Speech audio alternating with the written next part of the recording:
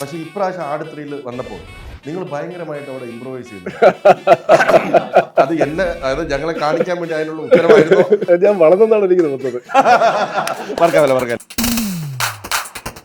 ആട് 1ഉം 2ഉം കാണാത്ത ആൾക്കാർക്ക് പോലും ഇത് ഭയങ്കരമായിട്ട് എന്റർടൈനിങ് ആയിരിക്കും. ഇതിന്റെ ഡീലിന്റെ കൂടെ തന്നെ ആട് 2ഉം എല്ലാ ലാംഗ്വേജിലും ഡബ് ചെയ്ത വെർഷൻ അതേ OTT ചാനലിൽ. ആ വിനായകന്റെ കൂടെ 24 hours നിൽക്കേണ്ട ആണ് നെൽസൺ. അപ്പം നെൽസന് എങ്ങനെ ധൈര്യം വന്നു? ഇതിലും വലുതൊന്നും എനിക്ക് തരാനില്ല.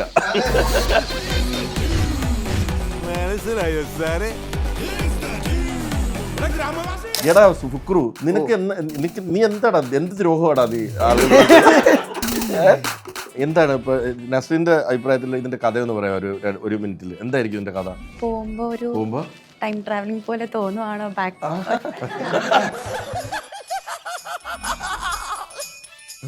ചോദിക്കണ്ടായിരുന്നു പുല്ല്.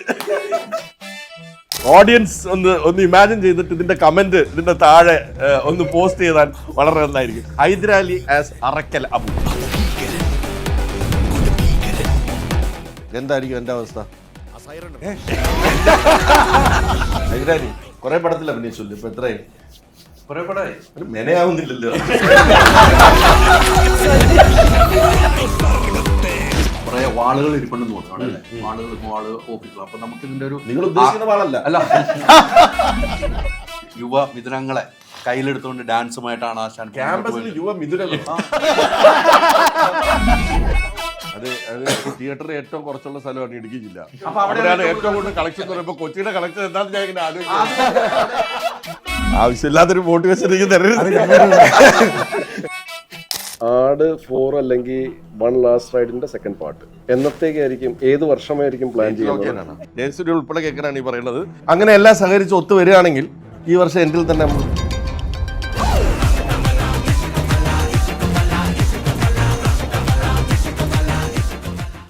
നമസ്കാരം. ഇന്നൊരു ക്യാരക്ടർ ഷിഫ്റ്റാണ്. ഞാൻ ഹെഡ് മാസ്റ്റർ റോളിലേക്ക് എത്തുന്നു. ഞങ്ങളുടെ സഹതാരങ്ങളെല്ലാം കൂടി ഇരിക്കുകയാണ്. ഹൈദരാലി ആണ് ഈ ചേർന്നിരിക്കേണ്ടത്. പക്ഷേ ഫോർച്ചുനേറ്റ്ലിയോ അൺഫോർച്ചുനേറ്റ്ലി ഈ സിനിമയിൽ ഹൈദരാലി അഭിനയിക്കാൻ വിളിക്കുകയും എഡിറ്റ് ചെയ്ത് ആ സീൻ കട്ടായി പോവുകയും അതുകൊണ്ട് അത് ഹൈദരാലിക്ക് അറിയില്ല. അതിന്റെ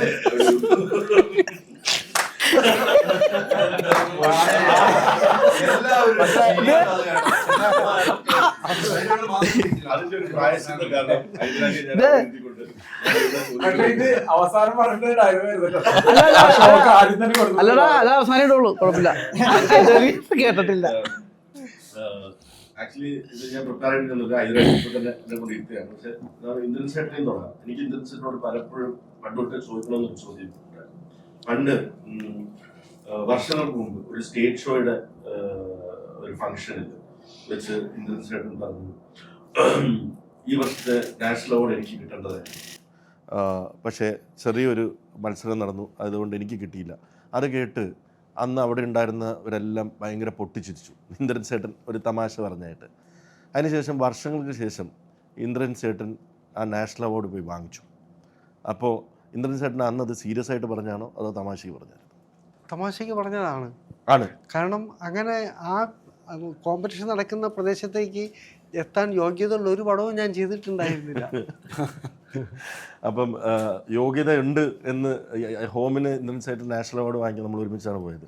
അന്ന് സ്റ്റേജിൽ കയറി പോകുമ്പോൾ ഇന്ദ്രൻ ചേട്ടന് എന്തായിരുന്നു ഇന്ദ്രൻ ചേട്ടൻ്റെ മനസ്സിൽ? എനിക്ക് യോഗ്യത വന്നു, ഉള്ളിലൊരു ആഗ്രഹമൊക്കെ ഉണ്ടായെങ്കിലും നമ്മൾ അതിനുവേണ്ടി ഒന്നും ചെയ്യാൻ പടം കിട്ടുന്നില്ലല്ലോ എന്നുള്ളൊരു ദുഃഖം ഉണ്ടാവുമല്ലോ. അതുകൊണ്ട് മനസ്സിലാ കൊതിയൊക്കെ ഉണ്ടായിരുന്നു. ഉള്ളിലുണ്ടായിരുന്നു. അപ്പം സീരിയസ് ആയിട്ട് തന്നെ പറഞ്ഞതാ അല്ലേ? ഇന്ദ്രൻ ചേട്ടൻ എന്നോട് പറഞ്ഞു 100-400 പടങ്ങൾ ചെയ്തു, പക്ഷേ ഇപ്പോഴും എവിടെയെങ്കിലും ഒരു ഫംഗ്ഷനോ അല്ലെങ്കിൽ ഒരു പരിപാടിക്കോ പോകുമ്പോൾ ആശാനെ എന്നാണ് വിളിക്കുന്നത്. ചിലപ്പോൾ നമ്മൾ അറിയാണ്ട് തിരിഞ്ഞു നോക്കാതെ പോകും. ഇപ്പോഴും ആശാൻ, ഇപ്പം ഹോം എന്ന് പറഞ്ഞ സിനിമയ്ക്ക് ശേഷം ഒലിവർ ട്വിസ്റ്റ് എന്നാണ് വിളിക്കുന്നത്, അതോ ഇപ്പോഴും ആശാനെ തന്നെയാണ് വിളിക്കുന്നത്? ആശാനെ തന്നെ. അത് കേൾക്കുമ്പോൾ സന്തോഷമാണോ? സന്തോഷമാണ്. ചില പ്രായമുള്ളവർ ഒലിവർ ട്വിസ്റ്റ് അല്ലേ അങ്ങനെ പറയും. മുതിർന്ന ചിലരൊക്കെ ട്രെയിനിലൊക്കെ കാണുമല്ലോ, അവർ ആ പേര് പറഞ്ഞു. സൈജു എൻ്റെ അടുത്ത സുഹൃത്താണ്. സൈജു പല പടങ്ങളും ഞാൻ ആദ്യമായിട്ട് വന്ന് കഥ പറയുന്നത് സൈജുവിനോടാണ്. അപ്പോൾ സൈജു അതിൻ്റെ റിസ്ക് ഫാക്ടേഴ്സ് വല്ലതും ഉണ്ടെങ്കിൽ സൈജു പറയും. ബ്രോ ഒന്ന് ആലോചിച്ചിട്ട് ചെയ്താൽ മതി, ബ്രോ കൊള്ളാം, അല്ലെങ്കിൽ ഓണസ്റ്റ് ആയിട്ട് ബ്രോ ഇത് പൊളിക്കും എന്നൊക്കെ പറയും. ഈ ആട് 3-ന്റെ സ്ക്രിപ്റ്റും ആദ്യം ഡിസ്കസ് ചെയ്തവരുടെ കൂട്ടത്തിൽ, മിഥുൻ വന്ന് ഡിസ്കസ് ചെയ്തവരുടെ കൂട്ടത്തിൽ സൈജു ഉണ്ട്. അപ്പോൾ അന്ന് ആത്മാർത്ഥമായിട്ടാണോ പറഞ്ഞത്? ഇപ്പം ഞാനിപ്പോൾ നല്ല ടെൻഷനിലാണ് ഇരിക്കുന്നത്. അപ്പം അതോ എനിക്കിട്ട് പണി തന്നാണോ? അല്ലേ, ഇയാൾക്ക് നമ്മുടെ കാലൻ്റെ തങ്കകുളത്തിൽ നമ്മൾ ഡേറ്റ് പ്രശ്നം കാരണം മാറിയല്ലോ. ഇനി അന്ന് നമ്മൾ കുറച്ച് പരിഭവവും കാര്യങ്ങളൊക്കെ പറഞ്ഞു. അപ്പം അതിന് ശേഷമാണല്ലോ ആട് 3-ന്റെ സ്ക്രിപ്റ്റ് വായിക്കുന്നത്. ഇല്ല, അതിനേക്കാളും മുമ്പ് നിങ്ങളാണല്ലോ ആടില് അറക്കലബു ആയിട്ട് തന്നെ കേറ്റുന്നു. അതെ, പിന്നെ ആ ഒരു അല്ല, ഈ അറക്കലബു എന്ന ക്യാരക്ടർ വീണ്ടും ഉണ്ടാവണം എന്നുള്ള ആഗ്രഹം കൊണ്ട് ഇയാൾക്ക് പടം ഇത്ര കോസ്റ്റ് ആയാലും കുഴപ്പമൊന്നുമില്ല, ഇരിക്കട്ടെ, വിജയോട് പറയാം അടിപൊളിയാ ബ്രോ ഒക്കെ ഉഗ്ര സ്ക്രിപ്റ്റാണെന്നൊക്കെ പറഞ്ഞ് അങ്ങനെ പെടുത്തിയതാണോ അതോ സത്യത്തിൽ? എനിക്ക് തോന്നുന്നത് ഫസ്റ്റിനെയും സെക്കൻഡിനേക്കാളും മേളിലാണ് ആട് 3-യുടെ സ്ക്രിപ്റ്റ്. അത് ഈ 2 ടൈം ലൈനും കൂടെ ക്ലബ് ചെയ്തിട്ട് അത് കൊണ്ടുവരുന്നത്. ഇപ്പം നമ്മൾ 2-ൽ പ്രത്യേകിച്ച് നമ്മൾ ഒരു കമ്മട്ടം കാണിക്കുന്നു, അതിൻ്റെ അകത്ത് ക്യാരക്ടേഴ്സ് പ്രസന്റ് ടൈം ലൈൻ, ഒരു ടൈം ലൈനേ ഉള്ളൂ, അതിൽ എല്ലാവരും കൂടെ ഈ കമ്മട്ടത്തിന്റെ പുറകെ പോകുന്നു, അങ്ങനത്തെ ഒരു സംഭവമാണ് കാണിച്ചിരിക്കുന്നത്. ഇതിപ്പോൾ 2 ടൈം ലൈനിൽ മിഥുൻ വളരെ ഗംഭീരമായിട്ടാണ് അത് എഴുതിയിരിക്കുന്നത്. യു ആർ സീയിങ് ദാറ്റ് ആട് 2 ഇഷ്ടപ്പെട്ട ഒരു പ്രേക്ഷകൻ, അതായത് എൻജോയ് ചെയ്ത് അട്ടഹസിച്ചിരിച്ച ഒരു പ്രേക്ഷകനും അതേ മൂഡിൽ വന്നിരിക്കണോ അതോ ഒരു ക്ലിയർ മൈൻഡിലേക്ക് ആടിലേക്ക് വരുന്നതാണോ? നമ്മളിപ്പം എത്ര പറഞ്ഞാലും അല്ലേ? ജോണർ ഷിഫ്റ്റ് ആണ്. പക്ഷെ എത്ര പറഞ്ഞാലും ആട് 3 എന്ന് പറയുമ്പോഴത്തേക്കും ആൾക്കാർ കണ്ടിട്ടുള്ള ആട് 1ഉം 2ഉം കണ്ടിട്ടുള്ള ആൾക്കാർ ഉറപ്പായിട്ടും ചിരിക്കാൻ വേണ്ടിയായിരിക്കും തിയേറ്ററിൽ വരുന്നത്. അവർ ഇപ്പം നമ്മൾ പറയുകയാണ് അതാണ് മൈൻഡ് മൊത്തം ക്ലിയർ ആയിട്ട് ഒരു പുതിയ പടം കാണുന്ന പോലെ വരണമെന്ന് പറഞ്ഞാൽ അത് നടക്കില്ല. ആട് 1ഉം 2ഉം കാണാത്ത ആൾക്കാർക്ക് പോലും ഇത് ഭയങ്കരമായിട്ട് എന്റർടൈനിങ് ആയിരിക്കും. ഓഡിയൻസ്, അതായത് അന്ന് 5 വയസ്സുണ്ടായിരുന്ന കുട്ടിക്ക് ഇന്ന് 15 വയസ്സാണ്. അപ്പൊ അന്ന് അവർ ആട് 1 ആട് 2 കണ്ടിട്ടുണ്ടാവില്ല അല്ലേ? അപ്പൊ ആ ഒരു അങ്ങനെയുള്ള ഒരു ആൾക്ക് വന്ന് ഫ്രഷ് ആയിട്ട് കണ്ടാലും വർക്കാവുന്നു എന്നാണ് തീർച്ചയായും. പക്ഷെ ഈ അന്ന് 5 വയസ്സുള്ള ആൾക്കാർക്ക് ഇന്ന് 10 വയസ്സാണെങ്കിൽ ഇവര് 15 വയസ്സ് അങ്ങനെയാണെങ്കിൽ ഇവര് 8 വയസ്സ് 9 വയസ്സൊക്കെ ആയപ്പോഴത്തേക്ക് ഇവരുടെ അച്ഛനും അമ്മയൊക്കെ ഇത് കണ്ടിട്ടുണ്ട്, അവർ എന്റർടൈൻ ആയിട്ടുണ്ട്. അവര് കുട്ടികളുടെ ഒരു മലയാളം സിനിമ എന്ന് പറഞ്ഞ് കാണിക്കുന്ന ചിലപ്പം ഇതായിരിക്കാം. അപ്പൊ അവരും ടി വിയിൽ അല്ലെങ്കിൽ OTT ചാനലിൽ, സാറ്റലൈറ്റ് അല്ലെങ്കിൽ OTT ചാനലിൽ ഇത് കണ്ടിട്ടുണ്ട്. So they are also waiting for this. പല ഇന്റർവ്യൂസിലും നിങ്ങൾ എന്നെ വിളിച്ച് വോൺ ചെയ്യുകയും ചെയ്തു. ഞാൻ പല ഇന്റർവ്യൂസിലും പലരും പറഞ്ഞു സൈജു ഈ സിനിമയിൽ ഉള്ള ബാക്കി എല്ലാവരും ഈ സ്റ്റേജിൽ നിന്ന് വന്ന ഒരുപാട് പേരുണ്ട്, അവർ ഇംപ്രൊവൈസ് ചെയ്യും, സൈജുന് മാത്രം ഇംപ്രൊവൈസേഷൻ പറ്റില്ല, അതുകൊണ്ട് സൈജു വന്ന് എല്ലാവരോടും ചോദിക്കും. പക്ഷേ ഇപ്രാവശ്യം ആട് 3-ൽ വന്നപ്പോൾ നിങ്ങൾ ഭയങ്കരമായിട്ട് അവിടെ ഇംപ്രൊവൈസ് ചെയ്യുന്നു. അത് അതായത് ഞങ്ങളെ കാണിക്കാൻ വേണ്ടി അതിനുള്ള ഉത്തരവായിരുന്നു അതോ സത്യത്തിൽ നിങ്ങൾ ആസ് എൻ ആക്ടർ നിങ്ങൾ അങ്ങനെ ആയോ? ഞാൻ വളർന്നാണ് എനിക്ക് തോന്നുന്നത്. അല്ലാതെ ഇത് വന്നൊന്നുമല്ല. അല്ല, വേറെ കാര്യമുണ്ട്. ഞാൻ ഇംപ്രൂവൈസ് ചെയ്തൊന്നും ഇതിനെടുത്തിട്ടില്ല. അപ്പോഴും ഞാൻ ഡിപ്പെൻഡ് ചെയ്തിരിക്കുന്നത് സീൻ പോലെ ആയിപ്പോയി. അപ്പോഴും ഞാൻ ഡിപ്പെൻഡ് ചെയ്യുന്നത് എന്റെ 3 തുറുപ്പ് ഗുലാന്മാര്, ഒന്ന് വിജയ്, ഒന്ന് മിഥുൻ, ഒന്ന് ജയസൂര്യ. പക്ഷെ ഇപ്രാവശ്യം ധർമ്മജൻ 1-2 സ്ഥലത്ത് നല്ല കൗണ്ടേഴ്സ് എനിക്ക് പറഞ്ഞു തന്നു. അപ്പം 4 തുറുപ്പ് ഗുലാന്മാര് എടുത്തിട്ട് പോവില്ല. ശ്രുതി ഗോപ, അതായത് ആട് 1 തുടങ്ങുമ്പോൾ ഉള്ള ആക്ടേഴ്സ് അല്ല ഇപ്പോൾ ആരും. ഇപ്പോൾ ജയസൂര്യയുടെ പ്രൊഫൈൽ മാറി, സൈജു മലയാളത്തിലെ ഏറ്റവും തിരക്കുള്ള നടന്മാരിൽ ഒരാളാണ്. ഇപ്പം തന്നെ ഇത് കഴിഞ്ഞിട്ട് വേണം അടുത്ത ലൊക്കേഷനിലേക്ക് പോകാൻ. അപ്പോൾ അതേപോലെ തന്നെ സുധി കോപ്പയും ഭയങ്കരമായ ചേഞ്ച് വന്നു ആസ് എൻ ആക്ടർ. ഹീറോ ആയിട്ട് വരെ അഭിനയിച്ചു പല സിനിമകളിലും.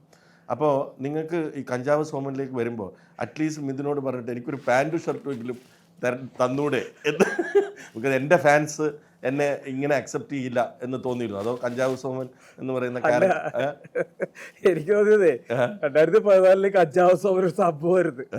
കാലം മാറിയപ്പോ കഞ്ചാവ് എന്നൊരു സംഭവം അല്ലാത്തതുകൊണ്ട് ആൾക്കാർക്ക് എന്നോട് ഇത്തിരി സ്നേഹം തോന്നി. സത്യത്തിൽ പേപ്പർ കൊടുത്താൽ അതിന് വലിയ സാധനങ്ങൾ പിടിക്കുക നമ്മുടെ നാട്ടില്. അപ്പൊ സ്വാഭാവികമായിട്ട് എന്റെ മാർക്കറ്റ് പോയാൽ തമിച്ചുകൊണ്ടിരിക്കും. പിന്നെ ഈ ഇത്രയും ക്രിമിനലായ ഒരാള് പേരുകൊണ്ട് അതിനെ ഇത്ര ആൾക്കാർ ഇഷ്ടപ്പെടുക എന്ന് പറഞ്ഞാൽ അത് ഭയങ്കര വലിയൊരു സംഭവമല്ലേ ശരിക്കും. നിങ്ങളെ ഈ എവിടെയെങ്കിലും പോകുമ്പോ കഞ്ചാവ് സോമ എന്നാണോ വിളിക്കുന്നത്? തീരെ എന്നോട് ചോദിച്ചിട്ടുണ്ട് ആൾക്കാര് സാധനം ഉണ്ടെന്ന്. സോമം വന്നപ്പോഴാണ് നേരത്തെ കഞ്ചാവ് വിളിച്ചത്. അമ്മയും അച്ഛനും ഫാമിലിയും ഒക്കെ ആയിട്ട് എവിടെയെങ്കിലും പോവാണ് കഞ്ചാവ് സോമ എന്ന് വിളിച്ച എന്നെ നമ്മൾ ഇത്രയും സിനിമയിൽ അഭിനയിച്ചിട്ടും അതിനകത്ത് ഇഷ്ടമുള്ള കുറെ ക്യാരക്ടറൊക്കെ ചെയ്തിട്ട് പോലും ഈ കഞ്ചാവ് സോമനാണ് ആൾക്കാർ ഫസ്റ്റ് പറയുള്ളൂ. അത് ഏറ്റവും വലിയ രസം ഒന്നാ, അമ്പലത്തേക്ക് പറയും ഇതറിയോ കഞ്ചാവ് സോമനെന്ന് പറയും. അല്ല ഇപ്പൊ ഒരു കല്യാണം വെച്ച് പറഞ്ഞാലോ ഒരു ഹോട്ടലിൽ വെച്ച് പറഞ്ഞിട്ടില്ല, അമ്പലത്തിൽ ഇത് കഞ്ചാവ് സോമനാന്ന് പറയുമ്പോ പരിചയപ്പെടുത്തി കൂടെ നാട്ടില് കഞ്ചാവ് സോമനാന്ന് പറയണേ. ഈ പറയുന്ന സ്ഥലവും പറയേണ്ട രീതികളൊക്കെ മാറ്റിട്ടേ ചില അപ്പന്മാരുടെ അമ്മൂമ്മമാരുടെ അപ്പൊ അവര് ചിലപ്പോ സിനിമ കാണാത്തവരാണെങ്കിൽ എന്നെ എന്തായാലും അവര് കരുതണമെന്ന് എനിക്കറിയില്ല. എന്തായാലും ഞാൻ ഈ ക്യാരക്ടർ എല്ലാത്തരം ആൾക്കാർക്കും സുധീകോപ്പ് ഒരു സിഗരറ്റ് പോലും വലിക്കില്ല എന്നുള്ളത് നാട്ടുകാർക്ക് അറിയില്ല. നമുക്ക് എന്നാ പേര് കഞ്ചാവ് സോമൻ എന്നാ.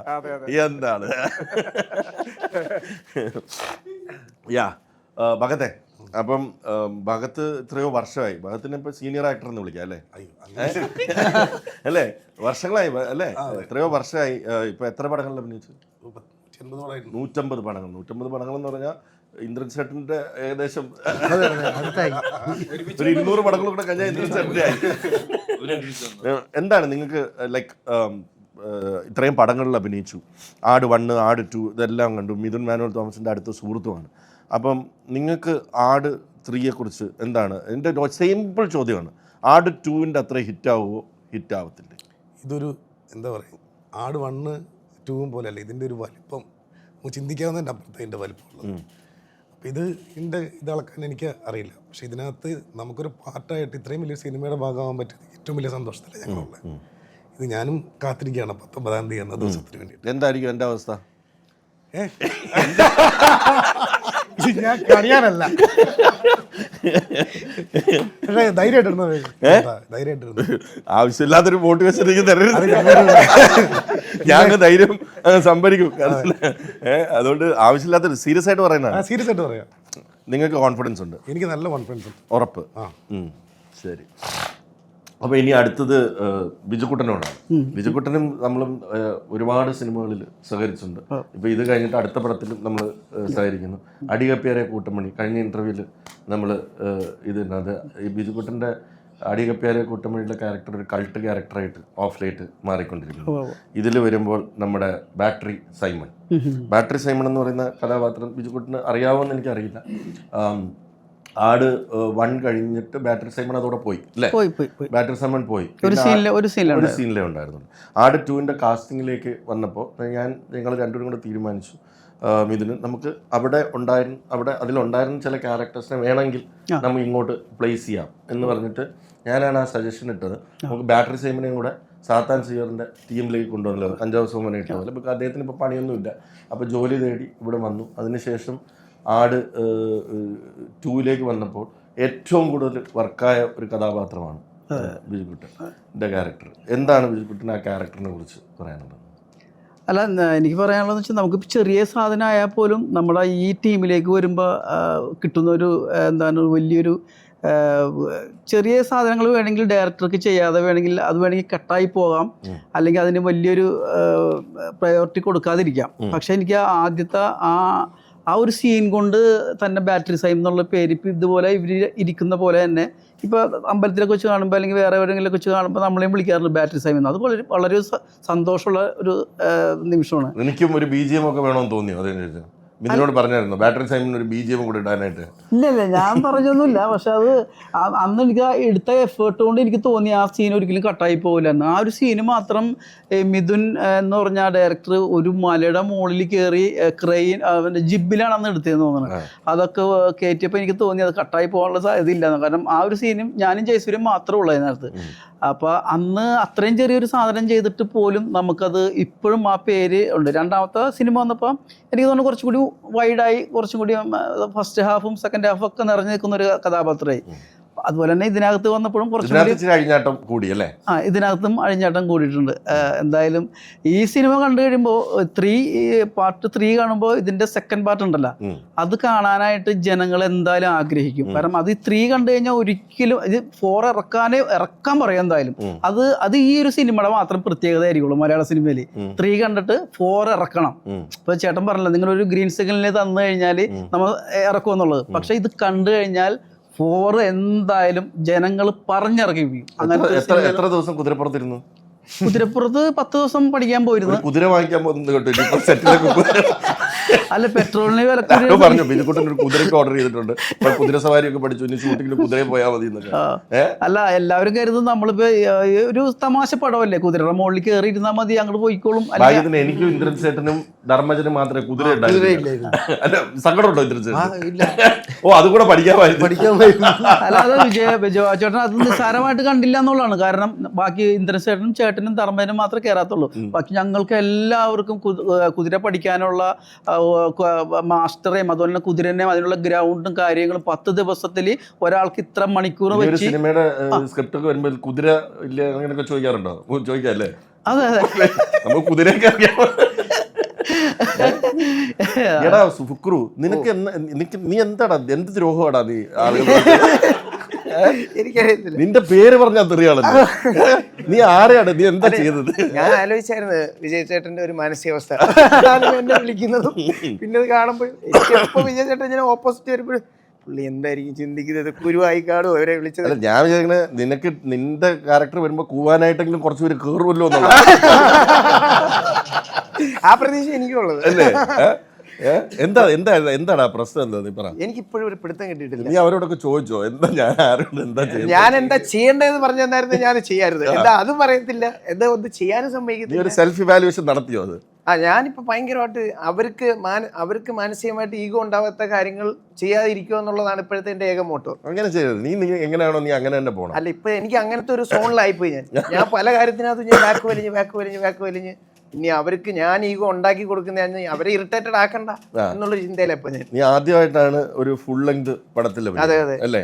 എന്താണ് ഫുൾ ലെങ്ത് ആദ്യമായിട്ട് നീ എൻ്റെ അടുത്ത് എത്ര നാളായിട്ട് എനിക്ക് എന്നെ കൺസിഡർ ചെയ്യണം, ഹോമിൽ ഒരു സീൻ ചെയ്തു ചേട്ടാ, എനിക്ക് കൊള്ളാവുന്ന ഒരു റോള് തരണമെന്ന് പറഞ്ഞിട്ട് നിന്നെ എത്ര ദിവസം, 60 ദിവസമോ എത്ര 60-70 ദിവസം സെറ്റിൽ ഉണ്ടായിരുന്നില്ല. ഇതിലും വലുതൊന്നും എനിക്ക് തരാനില്ല. അത് മാത്രമല്ല, ഇപ്പൊ ഫ്രൈഡേ ഫിലിംസിന്റെ കൂടെ ആണെങ്കിലും എന്നെ ഒരു സിനിമയിൽ അഭിനയിച്ചു എന്ന് ആൾക്കാർ അറിഞ്ഞത് ഹോമിൽ അഭിനയിച്ചപ്പോഴാണ്. ഇപ്പൊ രണ്ടാമതും നല്ലൊരു സിനിമ കിട്ടുന്നത് ഫ്രൈഡേ ഫിലിംസിലൂടെ. അപ്പൊ ഞാനാണ് ശരിക്കും ഒരു എപ്പിക് ഫാന്റസിയിലൂടെ ജീവിക്കുന്നത് ഇപ്പം. അതുകൊള്ളാം. നസ്രീൻ, ആട് ഒരു മാറ്റവും ഇല്ല, അത് ആടിന് വേണ്ടി ഇങ്ങനെ മെയിൻറ്റെയിൻ ചെയ്തു പോവാണ്. അല്ലല്ല, ആട് 2ലേക്ക് വിജയ് ചേട്ടൻ തന്നെയാണ് ഫേസ്ബുക്ക് വഴി കണ്ടിട്ട് ഇങ്ങനെ എന്നെ വിളിക്കുന്നത്. അത് കഴിഞ്ഞ് എനിക്കൊരു 7-8 വർഷം ഗ്യാപ്പ് വന്നു, ഞാൻ വേറെ പ്രോജക്ട്സ് ഒന്നും ചെയ്തില്ല. അപ്പോൾ അങ്ങനെ എനിക്ക് വീണ്ടും ഇൻഡസ്ട്രി ആയിട്ടൊന്ന് റീകണക്ട് ചെയ്യണം എന്ന് ചിന്തിച്ചിരിക്കുന്ന ഒരു സമയത്താണ് ഭാഗ്യത്തിന് എനിക്ക് വീണ്ടും വിജയ് ചേട്ടൻ. ഞാനാണെങ്കിൽ ഈ പെൺകുട്ടികളല്ലേ ചിലപ്പോൾ കല്യാണം കഴിച്ച് പോയിട്ടുണ്ടാവും. അപ്പോൾ ആദ്യം ഇത് കൺസീവ് ചെയ്ത് ഞാൻ സ്ക്രിപ്റ്റ് നോക്കിയപ്പോൾ ഇതിനകത്ത് ആ ക്യാരക്ടർ കിടക്കുന്നുണ്ട്. അപ്പോൾ ഞാൻ ഈ നസ്രീൻ എവിടെ പോയി, നീ കല്യാണം കഴിച്ചൊക്കെ പോയി ആദ്യം ഇൻസ്റ്റാഗ്രാമിൽ പോയി നോക്കി, താഴോട്ടൊക്കെ നോക്കി എന്തെങ്കിലും വിവാഹ ഫോട്ടോകളോ എല്ലാം ഉണ്ടോ? ഒന്നുമില്ല. ഞാൻ ഇതിൻ്റെ അടുത്ത് ഉണ്ട് കേട്ടോ, ആളവിടെ ഉണ്ട്. എന്നിട്ട് ഞാൻ ഒരു മെസ്സേജ് അയച്ച് ആട് 3 വരാൻ പോവാണ്, നമുക്ക് കുറച്ച് ദിവസം വേണ്ടി വരും. എന്ത് തോന്നിയപ്പോൾ? അപ്പോൾ അതാ ഇപ്പം അത്രയും ഗ്യാപ്പ് വന്ന സമയത്ത് എനിക്ക് വേറെ ആരെ കണക്ട് ചെയ്യണമെന്ന് അറിയാതിരിക്കുന്ന സമയത്ത് ഞാനിങ്ങനെ ആലോചിക്കുകയാണ് എങ്ങനെ ഇൻഡസ്ട്രിയിലേക്ക് ഇനി തിരിച്ചു വരികയെന്ന്. അപ്പോൾ ആട് 3യുടെ അനൗൺസ്മെൻ്റ് ഒക്കെ നടന്നു, പക്ഷേ നമ്മൾ ഉണ്ടാവും പ്രതീക്ഷിച്ചില്ല. അപ്പോഴാണ് വിജയ് ചേട്ടൻ മെസ്സേജ് അയച്ചിട്ട് ആഡ് ചെയ്യാൻ റെഡി അല്ലേ എന്ന് വിചാരിക്കണം. അപ്പം എനിക്കറിയില്ല, ദൈവത്തിന് എവിടെയോ തോന്നി മിഥുൻ ചേട്ടനോട് സ്റ്റെല്ലക്ക് ഇനി ഇതിലേക്ക് ഒരു ആ ക്യാരക്ടർ വേണം. അങ്ങനെ ആ ടൈമിൽ വിളിച്ചു. ഭയങ്കര സന്തോഷം. ഒന്നാമത് തിരിച്ചു വരുന്നത് തന്നെ ഒരു വലിയൊരു ബിഗ് ബഡ്ജറ്റ് പ്രോജക്റ്റിലൂടെ. നസ്രീൻ ഈ സിനിമയിൽ റോൾ അഭിനയിച്ചു പോയി വേറെ ഒന്നും കണ്ടിട്ടില്ല? ഒന്നും എനിക്കറിയില്ല, ഒന്നും അറിയില്ല. ട്രെയിലർ കണ്ടിട്ട് എനിക്കൊരു മെസ്സേജ് അയച്ചായിരുന്നു. ട്രെയിലർ കണ്ടിട്ട് എന്താണ് നസ്രീന്റെ അഭിപ്രായത്തിൽ ഇതിന്റെ കഥ എന്ന് പറയാം ഒരു മിനിറ്റിൽ? എന്തായിരിക്കും ഇതിന്റെ കഥ? എന്തായിരിക്കും ചോദിച്ചു കഴിഞ്ഞാൽ ആ ഒരു പാലം കാണിക്കുന്നുണ്ടല്ലോ. അപ്പം എനിക്ക് തോന്നുന്നു ആ പാലത്തിലൂടെ പോകുമ്പോ ഒരു ടൈം ട്രാവലിംഗ് പോലെ തോന്നുവാണോ, ബാക്ക് അങ്ങനെ പോകും, അങ്ങനെ എന്തെങ്കിലും ആണോ, നമുക്ക് ഊഹിക്കാലോ. അങ്ങനെ എന്തെങ്കിലും ഒക്കെ അറിയില്ല. എന്തായാലും ഒരു വമ്പൻ സാധനമാണ് എല്ലാവർക്കും വേണ്ടി എല്ലാരും കാത്തിരിക്കുകയാണ്. വീട്ടിലുള്ളവരെല്ലാം ഹാപ്പി അല്ലേ? എല്ലാരും ഹാപ്പിയാണ്, ഫ്രണ്ട്സ് ആൻഡ് ഫാമിലി എല്ലാരും ഹാപ്പിയാണ്. അപ്പം 19th കണ്ടപ്പാ കണ്ടപ്പനും ഡബിൾ റോളാണ്. വാലാട്ടി ആണ് നമ്മൾ ചെയ്ത സിനിമ. അതിനുശേഷം കണ്ടപ്പൻ എന്ന് പറഞ്ഞൊരു കഥാപാത്രം വേണം എന്ന് പറഞ്ഞപ്പോൾ അന്ന് കുതിര ട്രെയിൻ ചെയ്യിക്കാൻ സമയമില്ല, ബാക്കി എല്ലാവരും കുതിര പഠിച്ചു കഴിഞ്ഞു. സംഭവം എന്ന് വെച്ചാൽ അപ്പം കുതിര അറിയാവുന്ന ഒരു അനിമൽ പ്രേമി. എനിക്കൊരു സംശയം തോന്നി, ഇദ്ദേഹം ഭയങ്കര അനിമൽ പ്രേമിയാണ്, ഡോഗ് ലവറാണ്. അപ്പം ഞാൻ ആദ്യം വിളിച്ചിട്ട് ചോദിച്ചത് ഇത് ഹോഴ്സ് റൈഡിങ് അറിയാമെന്ന്. അറിയാം എന്ന് പറഞ്ഞു. എന്നാ കം ടുമോറോ. അങ്ങനെ സത്യം പറഞ്ഞാൽ അറിയില്ലായിരുന്നു. റോഡ് പോണ്ടെന്ന് വിചാരിച്ചിട്ട് അറിയാന്ന് പറഞ്ഞതാ. എന്നിട്ട് കുതിര എങ്ങനെ കയറി? 2 കൽപ്പിച്ചൊക്കെ കയറി. 2 കപ്പലുണ്ട് കുട്ടിയെ കൊടുത്ത് സെറ്റ് ചെയ്ത്. പിന്നെ അവര് കുറച്ച് പറഞ്ഞു തന്നു, അത് വെച്ചിട്ട്. ആഹാ, ഫസ്റ്റ് സീനായിരുന്നു. ഫസ്റ്റ് സീനാണ് ഈ പാണ്ടി സിനിമയിൽ ആദ്യത്തെ ഷോട്ടാ. അത് ഈ പുള്ളി രാവിലെ കാർ ആക്സിഡന്റ് കഴിഞ്ഞ് ഇവിടെ മുറിഞ്ഞിട്ടാ വരുന്നത്. അത് ഏറ്റവും അഗ്രസീവ് കുതിര അവിടുത്തെ. ജമ്പ് ചെയ്തുകൊണ്ടിരിക്കും ഇങ്ങനെ വെറുതെ. അല്ല, ഞാൻ വിചാരിച്ചു ഞാൻ വന്ന വഴിക്കാണ്, അതായത് തലേ ദിവസമാണ് വിളിക്കുന്നത്. ഇങ്ങനെ ഒരു ക്യാരക്ടർ ഉണ്ട്, അപ്പോൾ തിരുവനന്തപുരത്ത് നിൽക്കുന്നുണ്ട്, ഞാൻ ഒരു പ്രോഗ്രാമിൽ നിൽക്കുകയാണ്. അപ്പോൾ പെട്ടെന്ന് വരാൻ പറഞ്ഞു. വന്ന വഴിക്ക് കാർ ആക്സിഡന്റ് ആയി മുറിഞ്ഞു. അപ്പോൾ ഞാൻ വിചാരിച്ചു മുഖമൊക്കെ നീര് വെച്ച് ഇനിയിപ്പോൾ പടത്തിൽ നിന്ന് പുറത്താക്കുമോ എന്നുള്ളൊരു പേടി കൊണ്ടാണ് വന്നത്. പക്ഷെ വന്ന വഴിക്ക് ഞാൻ കേൾക്കുന്നത് യുദ്ധം കഴിഞ്ഞ് കണ്ടിട്ട് മുറിവ് പറ്റിയിട്ട് വരുന്ന ഒരു മേക്കപ്പ് ആയിരിക്കും ഓർത്തെ. പക്ഷെ ഞാൻ ഒറിജിനലി ഇടിച്ച് ഇവിടെ വീർത്ത് ഭയങ്കര അടിപൊളി മേക്കപ്പ് ആണല്ലോ. ശരിക്കും മുറിവാണ്, ചോരോന്നിരിക്കുന്നത്. അക്ഷയ സിനിമയായിട്ട് വേറെ ഒന്നും കണ്ടിട്ടില്ല, സ്വന്തം റോള് മാത്രമല്ലേ കണ്ടിട്ടുള്ളൂ? ഞാൻ കുറച്ച് ഈ പരിപാടികൾ ജിഷ്ണു ചേട്ടൻ VFX ചെയ്തിട്ടുള്ള കുറച്ച് കാര്യങ്ങൾ. എന്ത് തോന്നുന്നു? ഓ ബ്രഹ്മാണ്ഡം. പഴയ പൈററ്റ്സ് ഓഫ് ദ കരീബിയനും ഗ്ലാഡിയേറ്റർ ഒക്കെ കാണുന്ന ഒരു മൂഡ് എനിക്ക് ഈ പറഞ്ഞ ഫ്രെയിം മൊത്തത്തിൽ ഞാൻ കണ്ടിട്ടില്ല, ഞാൻ എനിക്കറിയില്ല. പക്ഷെ എനിക്ക് ആ ഒരു ഫീലാണ് തോന്നിയത്. അത്രയും നമ്മുടെ ഈ സിനിമയിൽ പല ഗ്യാങ് ഉണ്ടെങ്കിലും ഒരു ഡേഞ്ചറസ് ഗ്യാങ് എന്ന് പറഞ്ഞാൽ ഇന്ന് സൗത്ത് ഇന്ത്യയിലെ തന്നെ ഏറ്റവും ശക്തരായ നടന്മാരിൽ ഒരാളാണ് വിനായകൻ അല്ലേ? ആ വിനായകൻ്റെ കൂടെ 24 hours നിൽക്കേണ്ട ആണ് നെൽസൺ. അപ്പം നെൽസന് എങ്ങനെ ധൈര്യം വന്നു? എങ്ങനെ ഉണ്ടായിരുന്നു? നമ്മളൊക്കെ നിന്ന് കൊടുത്താൽ മതി, എങ്ങനെ രീതിയിലേക്ക് നിന്നാ മതി. വേറെ പ്രശ്നമൊന്നുമില്ല. കളി ആ വിളിയൊക്കെ വിളിക്കുമ്പോൾ നമ്മളൊക്കെ അതനുസരിച്ച് അങ്ങ് നിന്നാ നമ്മൾ തന്നെ നിന്ന് പോകും. അപ്പൊ എപ്പോഴും വിനയമല്ല അദ്ദേഹത്തിന്. അപ്പൊ നമ്മൾ അല്ലാതെ തന്നെ അങ്ങ് ആയിപ്പോവും. അങ്ങനെ ഞങ്ങൾ ആ ഗ്യാങ്ങിലോട്ട് അധികം ഇടപെട്ടിട്ടില്ല, നിങ്ങൾക്ക് അങ്ങ് വിട്ട് തരികയാണ്. ബിക്കോസ് ഇടപെട്ടിട്ട് കാര്യമില്ല. പുള്ളി വന്നിട്ട് പുള്ളിയുടെ ഒരു സ്റ്റൈല് കാണിക്കുന്നത് നമുക്കറിയാം അത് വർക്കാണെന്ന്. നിങ്ങളുടെ ഒരു കോമ്പിനേഷനിൽ പുള്ളി എന്തെങ്കിലും പറഞ്ഞു ഇങ്ങനെ ചെയ്യൂ അങ്ങനെ ചെയ്യൂ? അത് സീൻ കിട്ടുമ്പോൾ തന്നെ പുള്ളി അത് സീൻ ഇങ്ങനെ വായിച്ചിട്ട് വായിക്കട്ടെ എന്താടാ ഇതാണോ ചെയ്യുന്നത് ചെയ്യുമാടാ എന്നെ വിളിക്കും. മറ്റവന്മാരെ വിളിച്ചിട്ട് അതിങ്ങനെ ഇതിങ്ങനെ അങ്ങനെ എൻ്റെ ഡയലോഗ്. അപ്പോൾ ഞാൻ ഇങ്ങനെ ഡയലോഗ് ഞാൻ ഇങ്ങനെ അന്നേരം പറയുമ്പോൾ ഇങ്ങനെ അങ്ങനെ പറയുന്നത് ശരി എന്നുണ്ടെങ്കിൽ അങ്ങനെ ചെയ്യാം. അങ്ങനെ അത് ഒന്ന് ചേഞ്ച് ആക്കും പുള്ളി. എന്നിട്ട് പുള്ളിയുടെ ഒരു രഥത്തിലായിട്ട് കൊണ്ടുവരും. എന്നിട്ടാണ് ചെയ്യുന്നത്. നിങ്ങൾ ഈ ഇപ്പം ഇത്രയും ദിവസം ഒരുമിച്ചുണ്ട്, പാസ്റ്റിലും പ്രസന്റും എല്ലാം. അത് കഴിഞ്ഞ് കമ്പനിയായിട്ട് ഇപ്പം വിനായകനെ ഫോൺ ചെയ്തിട്ട് സംസാരിക്കാറൊക്കെ ഉണ്ടോ? ഇല്ല, വിളിക്കാറില്ല. അല്ല, ഒന്ന് വിളിച്ചു നോക്കും. ഇല്ല, വിളിക്കാറില്ല, ശല്യം ചെയ്യാറില്ല. അല്ല, പുള്ളിക്ക് ചിലപ്പോൾ അത് വിഷമോട്ടോ.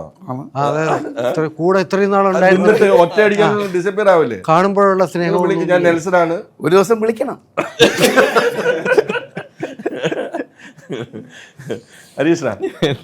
ഹരീഷിനും നമ്മുടെ ഫാമിലിയിലെ ഒരു അംഗമാണ്. മിഥുനുമായിട്ടൊക്കെ വളരെ വളരെ കാലത്തെ ബന്ധമാണ് അല്ലേ? ഈ ആടിലാണ് ഹരീഷൻ നമ്മുടെ ഫാമിലിയിലേക്ക് വരുന്നത്. ആൻഡ് ഭയങ്കര ഗംഭീരമായ ആട് 1-ലുണ്ടായിരുന്ന ആളല്ല ആട് 2-ലേക്ക് വന്നപ്പോൾ പെട്ടെന്നൊരു ക്യാരക്ടർ ഷിഫ്റ്റ് വന്നു, മസിലൊക്കെ വന്നു അല്ലേ? അതെങ്ങനെയാണ് കൺസീവ് ചെയ്തത്? അപ്പം ആട് 1-ന്റെ ആ ഒരു പ്രത്യേക മാനർസ് അതിനകത്ത് പിടിച്ചിരുന്നു ആട് 1-ൽ അല്ലേ? പിന്നെ ഒന്ന് പതുക്കെ ഇച്ചിരി കൂടെ ധൈര്യശാലി ഒക്കെ ആയി. അപ്പോൾ അതെന്ത് ഹരീഷൻ തന്നെ മിഥുനോട് പറഞ്ഞാണ് എനിക്ക് ഹീറോ ആവണം, അതുകൊണ്ട് എന്നെ അതിൽ നിന്നൊന്ന് മാറ്റി പിടിക്കണം എന്ന് പറഞ്ഞിട്ട്? ഇല്ല, നമ്മളിപ്പം ആട് ഫസ്റ്റ് നമ്മൾ ആദ്യം തിയേറ്ററിലൊക്കെ ഒത്തിരി നെഗറ്റീവ് വന്നായിരുന്നല്ലോ തിയേറ്ററിൽ ഇറങ്ങി. അപ്പം അതിൻ്റെ കൂടെ തന്നെ ഇവൻ എന്ത് കോക്കറ് കാണിച്ച് മറ്റേ ഭയങ്കര ഓവറായി എന്നൊക്കെ പറഞ്ഞ് കുറേ നെഗറ്റീവ് കമൻസ് വന്നു. പിന്നെ ഞങ്ങൾക്ക് തന്നെ ഒരു കൺഫ്യൂഷനായി, ഇനി അങ്ങനെ ഒരു പ്രശ്നം പറ്റുമെന്ന്. എന്നാൽ പിന്നെ അത് മാറ്റി മിഥുൻ തന്നെയാണ് പറഞ്ഞത്, സജസ്റ്റ് ചെയ്ത് ആട് 2 നമുക്കൊന്ന് മാറ്റി പിടിക്കാം. അപ്പൊ അന്ന് നമ്മളത് സംഭവം ക്ലബ് സീനൊക്കെ എടുത്തപ്പോൾ ഷൂട്ട് ചെയ്തിട്ടുണ്ടായിരുന്നു. പിന്നെ എന്തുകൊണ്ടാണ് ഇവന്മാരെല്ലാം കൂടി കളിയാക്കിയിട്ട് ഞാൻ അത് മാറ്റി പിടിക്കാന്ന് പറഞ്ഞിട്ട് നമ്മൾ, പക്ഷെ നമ്മളെ ഡ്യൂറേഷൻ വന്നപ്പോൾ കട്ട് ചെയ്ത് പോയി.